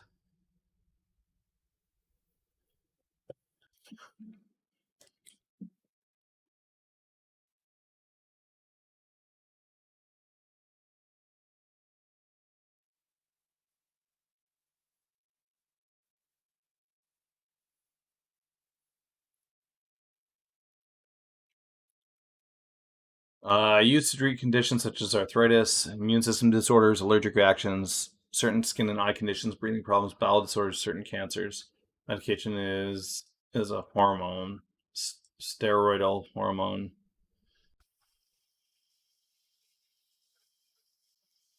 so it stops swelling. Take it by mouth. Uh,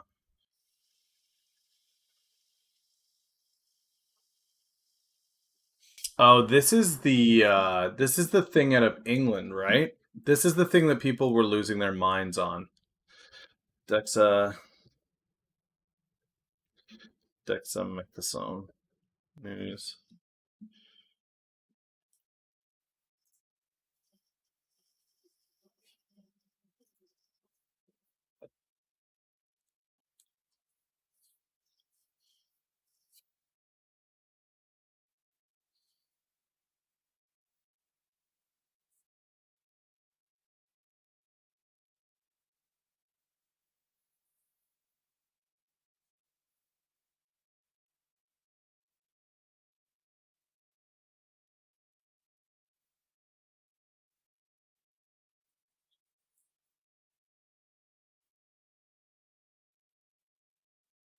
See, okay, here's my thoughts. This here, these numbers are not for me. My plays are kind of locked in on COVID, guys. So whenever somebody shows me a new COVID play, I compare it to it accordingly. The numbers that we're seeing from Burlacidin are 95 to 97% effective. 95 to 97%. So that's the number I've got to see beat here. 68% is the best that they got, and that's using remdesivir. So is there potential in this if Trump keeps saying it's same? Absolutely. Absolutely there is.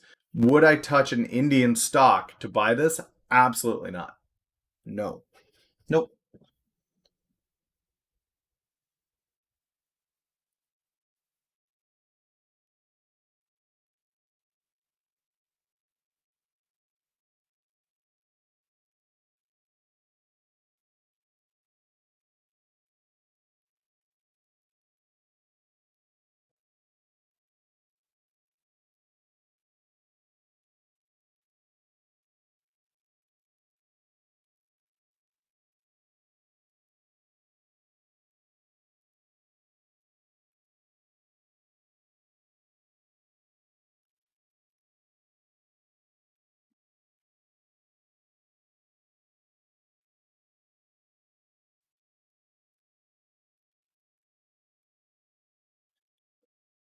That's stockist.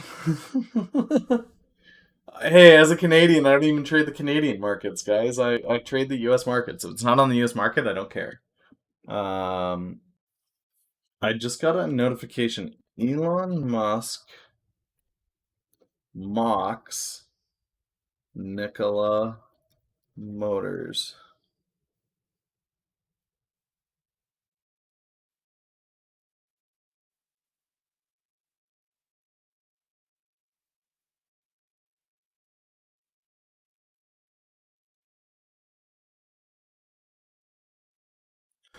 Musk hates the idea of using hydrogen.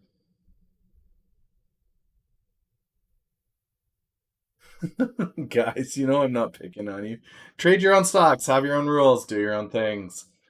This is just here for analysis and insight. You know me. I'm going to tell you honestly what I do. I'm not going to sugarcoat it and say, well, it might be a good play potentially. No, I mean, for me, I'll tell you what I think of it, in my opinion. I don't like the numbers. I don't like the stats. I don't like what it is. It's just a steroid. It doesn't. I don't see any curative properties on it. It would have to be paired with something else, which means it's just another drug in the mix, which is not something that I'm interested in. Um,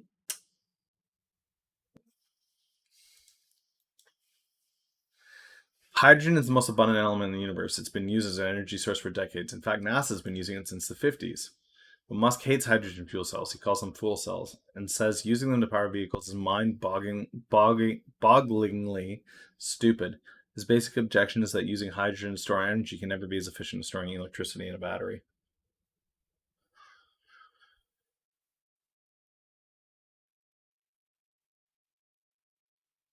Years ago, hydrogen-powered vehicles were supposed to be the next big thing. For a time, hydrogen was running neck and neck with electric as the top bet to replace gas.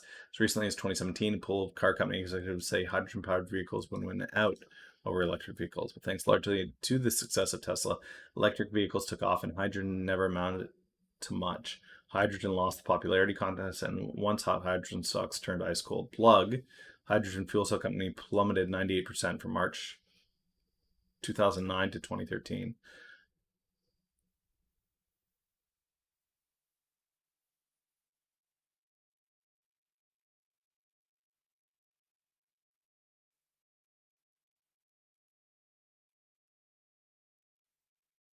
So what they're saying is, if hydrogen's hot again, these are the stocks that you want to be looking at. And they didn't say that, but by listing these, that's what they're saying. So Plug, BLDP, and Bloom Energy.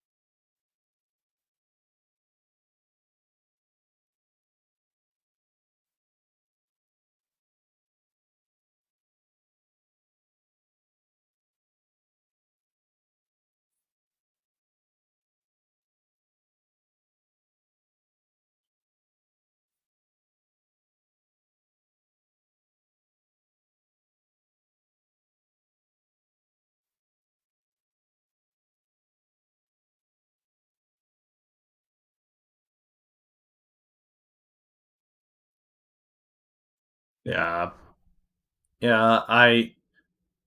I've done the due diligence on. I've done the due diligence on Nikola, and I'm not a fan.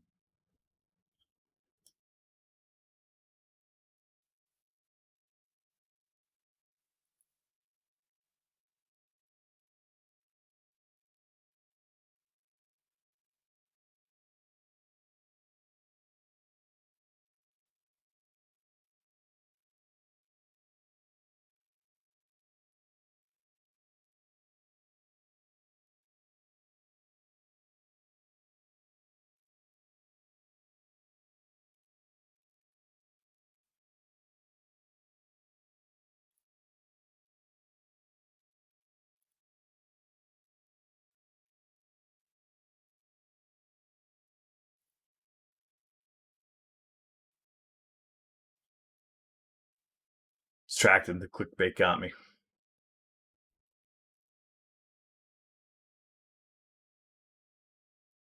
I think they've got the silent majority behind them.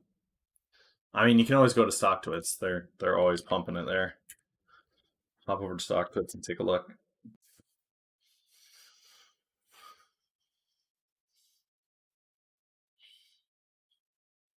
Not NK. Nicola.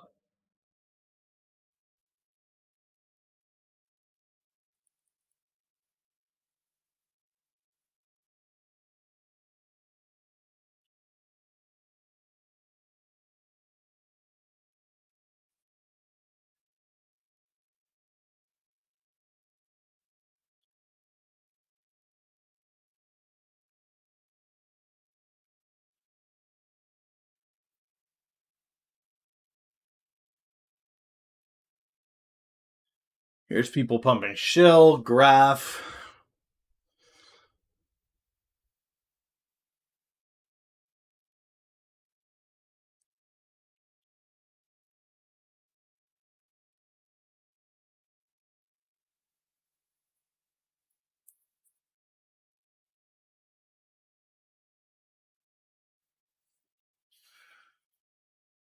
$10. $24. Ram Ranch? No.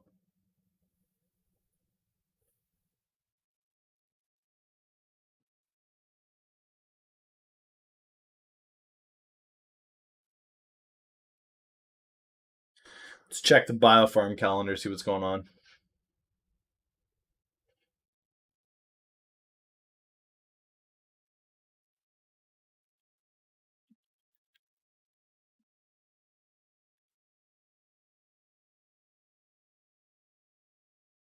Yeah, so judging by the lyrics, I'm going to say it's an absolute piece of garbage that I will never listen to.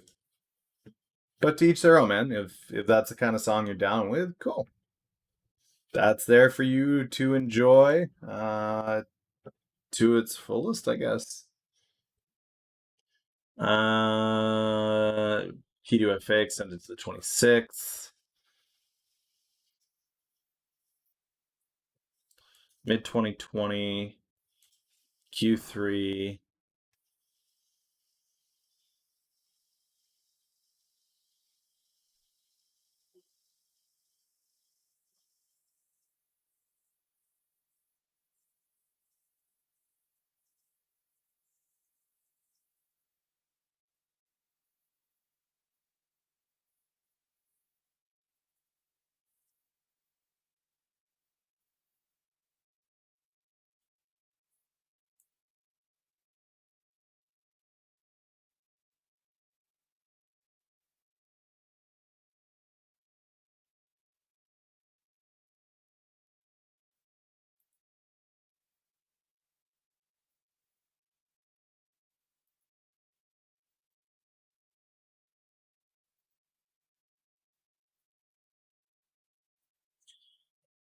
Okay. PDFA July 6th, PDFA July 6th.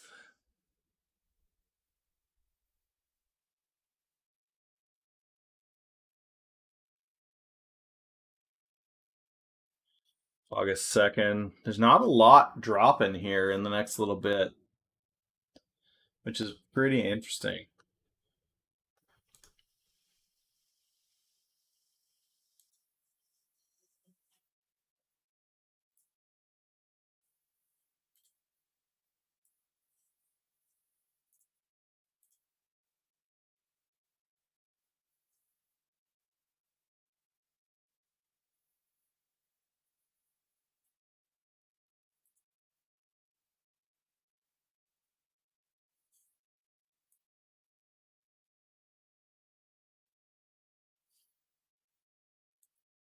U.S. steroid supplies plummet.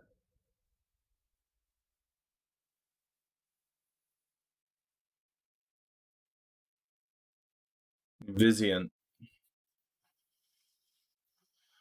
Vizient looks like the U.S. play. Dice, I think it was you that was asking about that, right?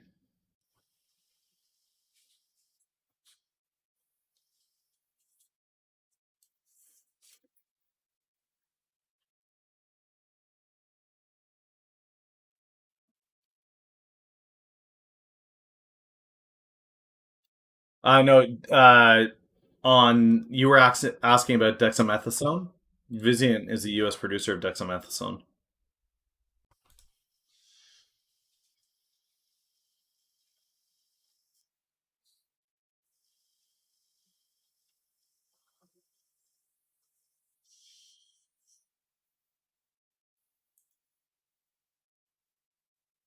Doesn't look like they're publicly traded though.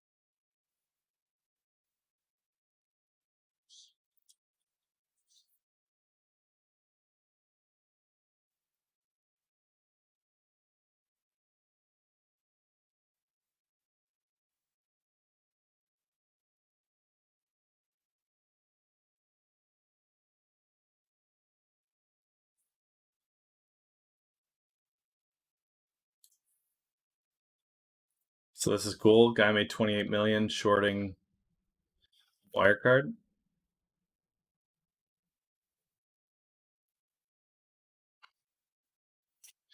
So the next big short, guys, if you ever want to check out what's happening in the short world, head over to Twitter and check out Muddy Waters. GSX seems to be the next big one that they're targeting. It's just being absolutely fraudulent.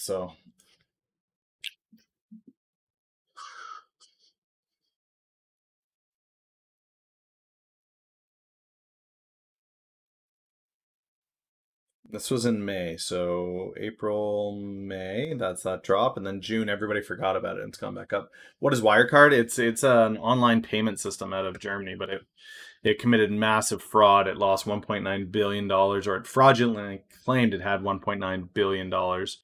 Um, this one is interesting. I wonder if there's options on GSX.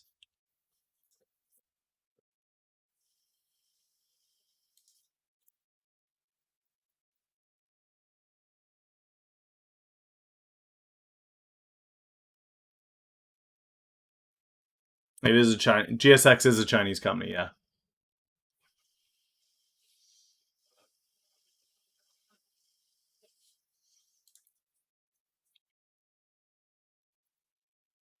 Oh, there are options. Hmm.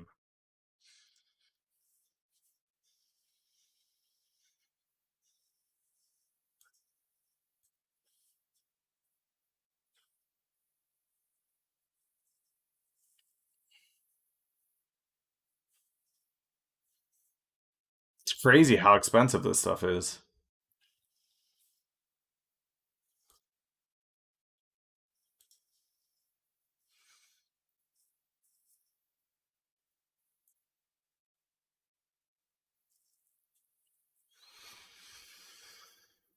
It's almost worth it just to put $5 down every month on the monthly, right?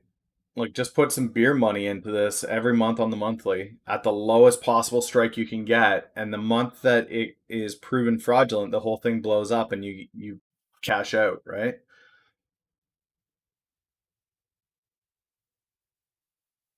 Interesting. Very interesting. I mean, you wouldn't make millions, but you'd be turning if it's $5 a month, and let's say over the next year you put it in, that's $60 that you spend, but it could potentially go up to 4 grand for that $5, or 400 for that $5. Is it worth spending 100 to get that kind of return? Maybe. Maybe. That's crazy. It's crazy.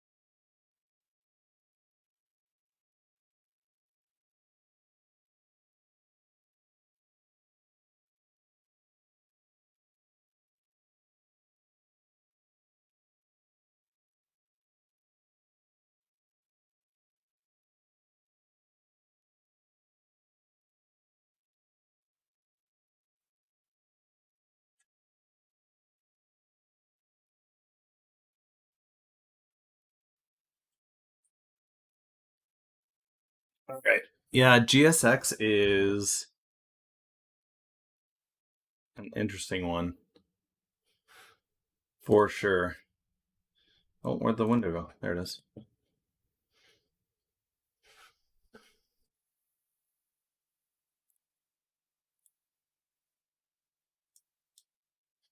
Okay. What else is going on?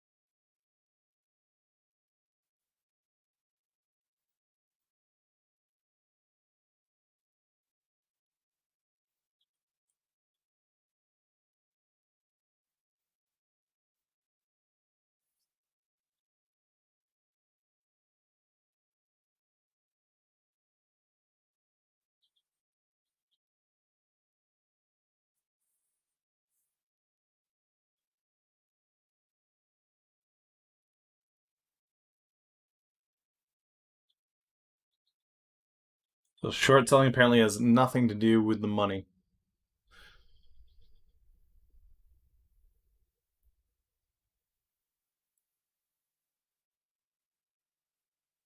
There's always somebody committing fraud, is the concept.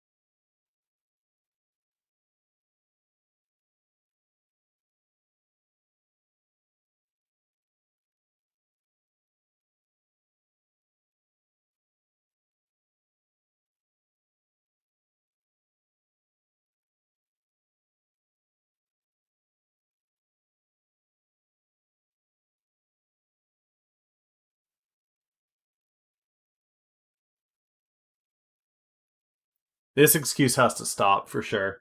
Um, these unproven assertions Through these unproven assertions, short sellers optimize their profits at the expense of the capital market. It's as though the companies are saying we're committing fraud, but you haven't caught us on it, and people pointing that out is to the detriment of the market as a whole. It's like, well, no, maybe you committing fraud is to the detriment of the market as a whole. Um,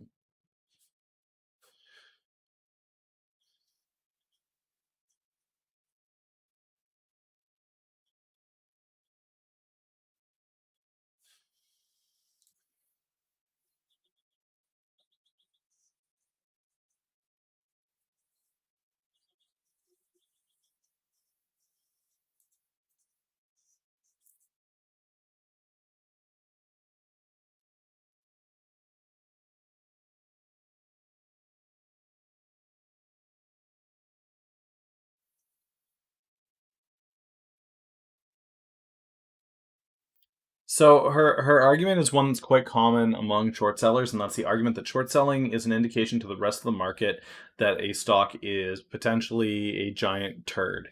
When you see a large short seller position in something, it's a large warning label on it. When we limit the ability to short sell something, what you're doing is limiting the ability to warn the market.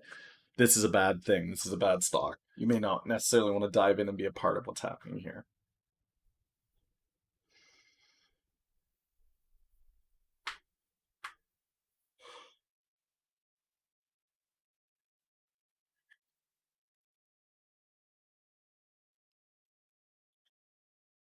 They'll probably have a good day on that news, right? Up 80 cents on 5 drug approvals in Japan. Too small a market, I guess.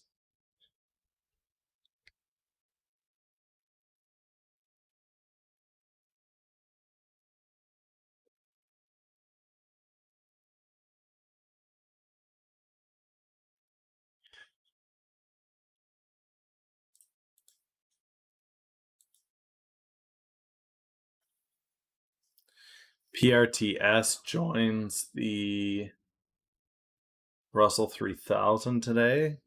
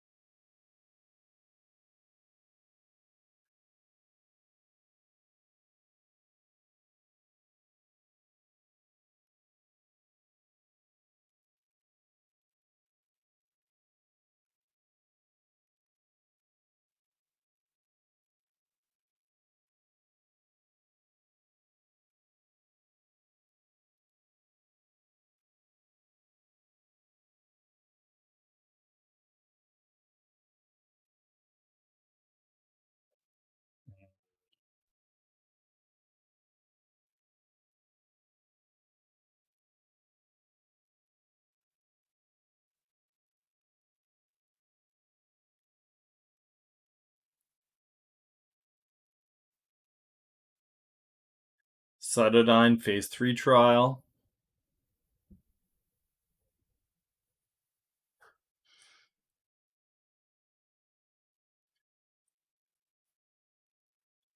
Okay, Cytodine phase 3 trial expected to enroll only 25 patients.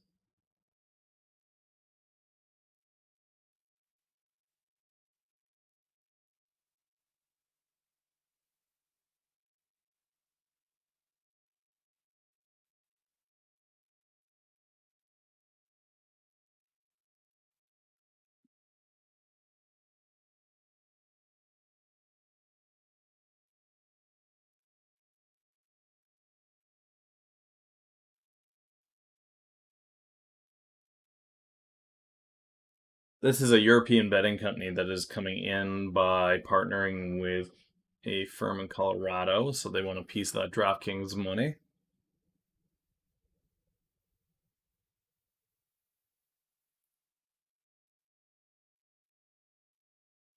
Regain compliance.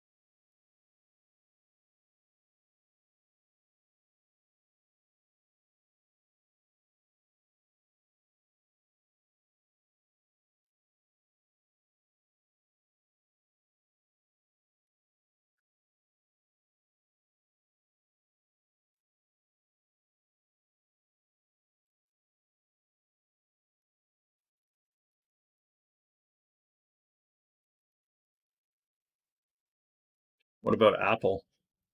What about Apple?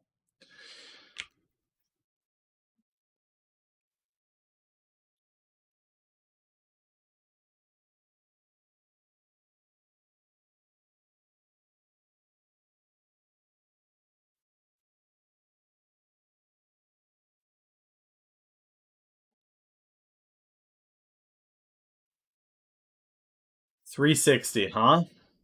What's the what's the expiry on it? Are you saying the third? 360 strike for the third.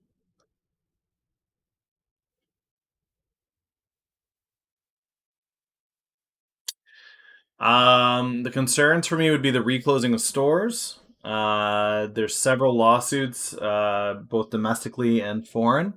The news about them making their own chips is good. Um, I don't see it making it 400. But 360 by end of week. If a ruling comes against them in the EU or the Department of Justice in the States, I don't think it'll hit that 360. I don't, in my opinion. Now, if that's not there and all we get news of are upcoming products this week, or Apple drops more news about its chips and semiconductors that it's going to build itself, there is potential for this to go to 360 for sure. Um,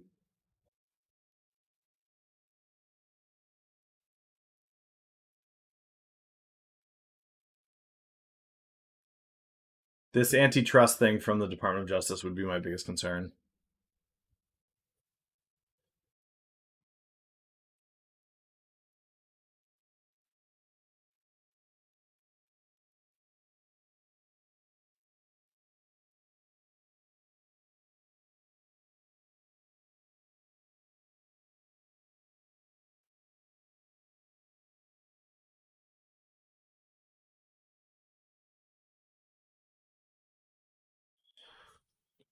It says it's a little while out from getting any news though. So I mean, you again, I don't like playing options on these big beasts.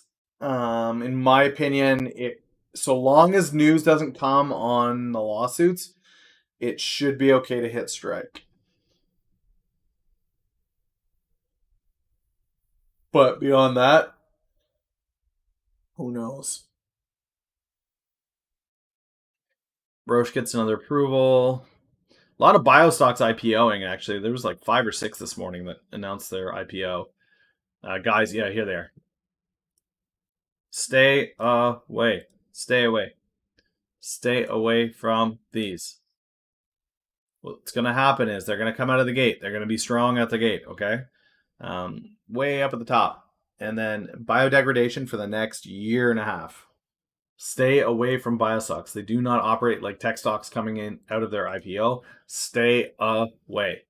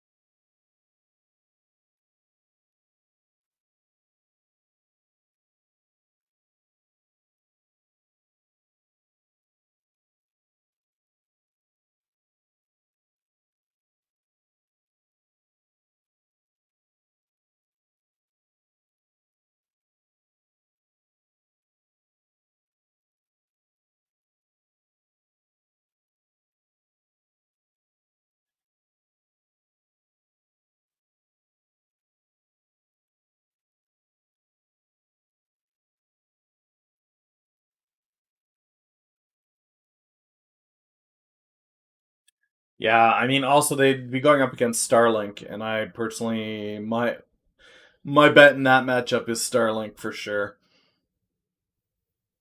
For sure. All right, guys. I think we peeled through most of the news for the day.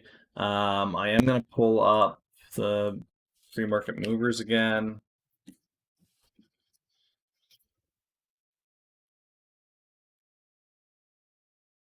See if there's anybody else that's popped all of a sudden onto this thing. Sequential wasn't there before. SQBG. What news did they get?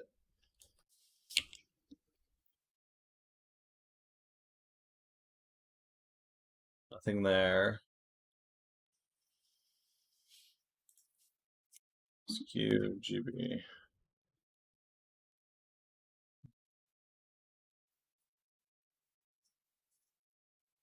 News.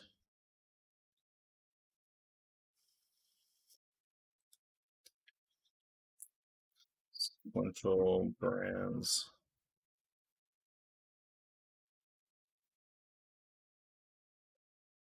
No, we've moved out of paper into real dollars.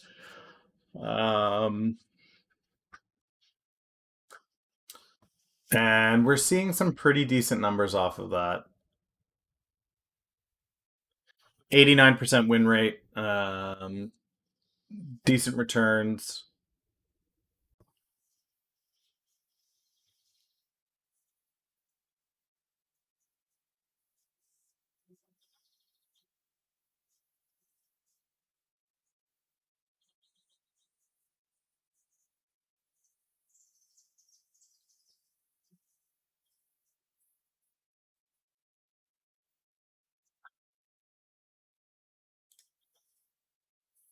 Pretty happy with the 88% win rate. I'd like to get it back above 90, but we'll see what happens.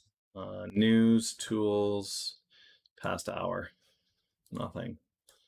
Past 24 hours.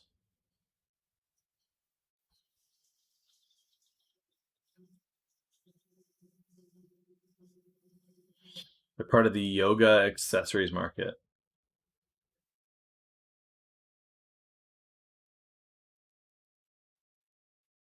So they had a decent spike earlier on in June to about 46 cents. Now they've dropped back down to 19. So what was the news that they got early June? Nothing. We'll see. Time will tell. But yeah, I think that there's still a lot of potential in the play. It's just about fine tuning it now. I think it'll continue to work especially well if we see more stimulus checks come through.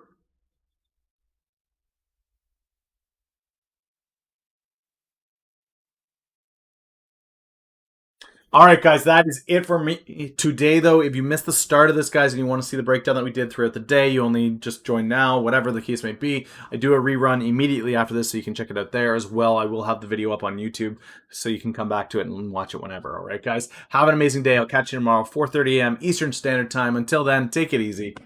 Later.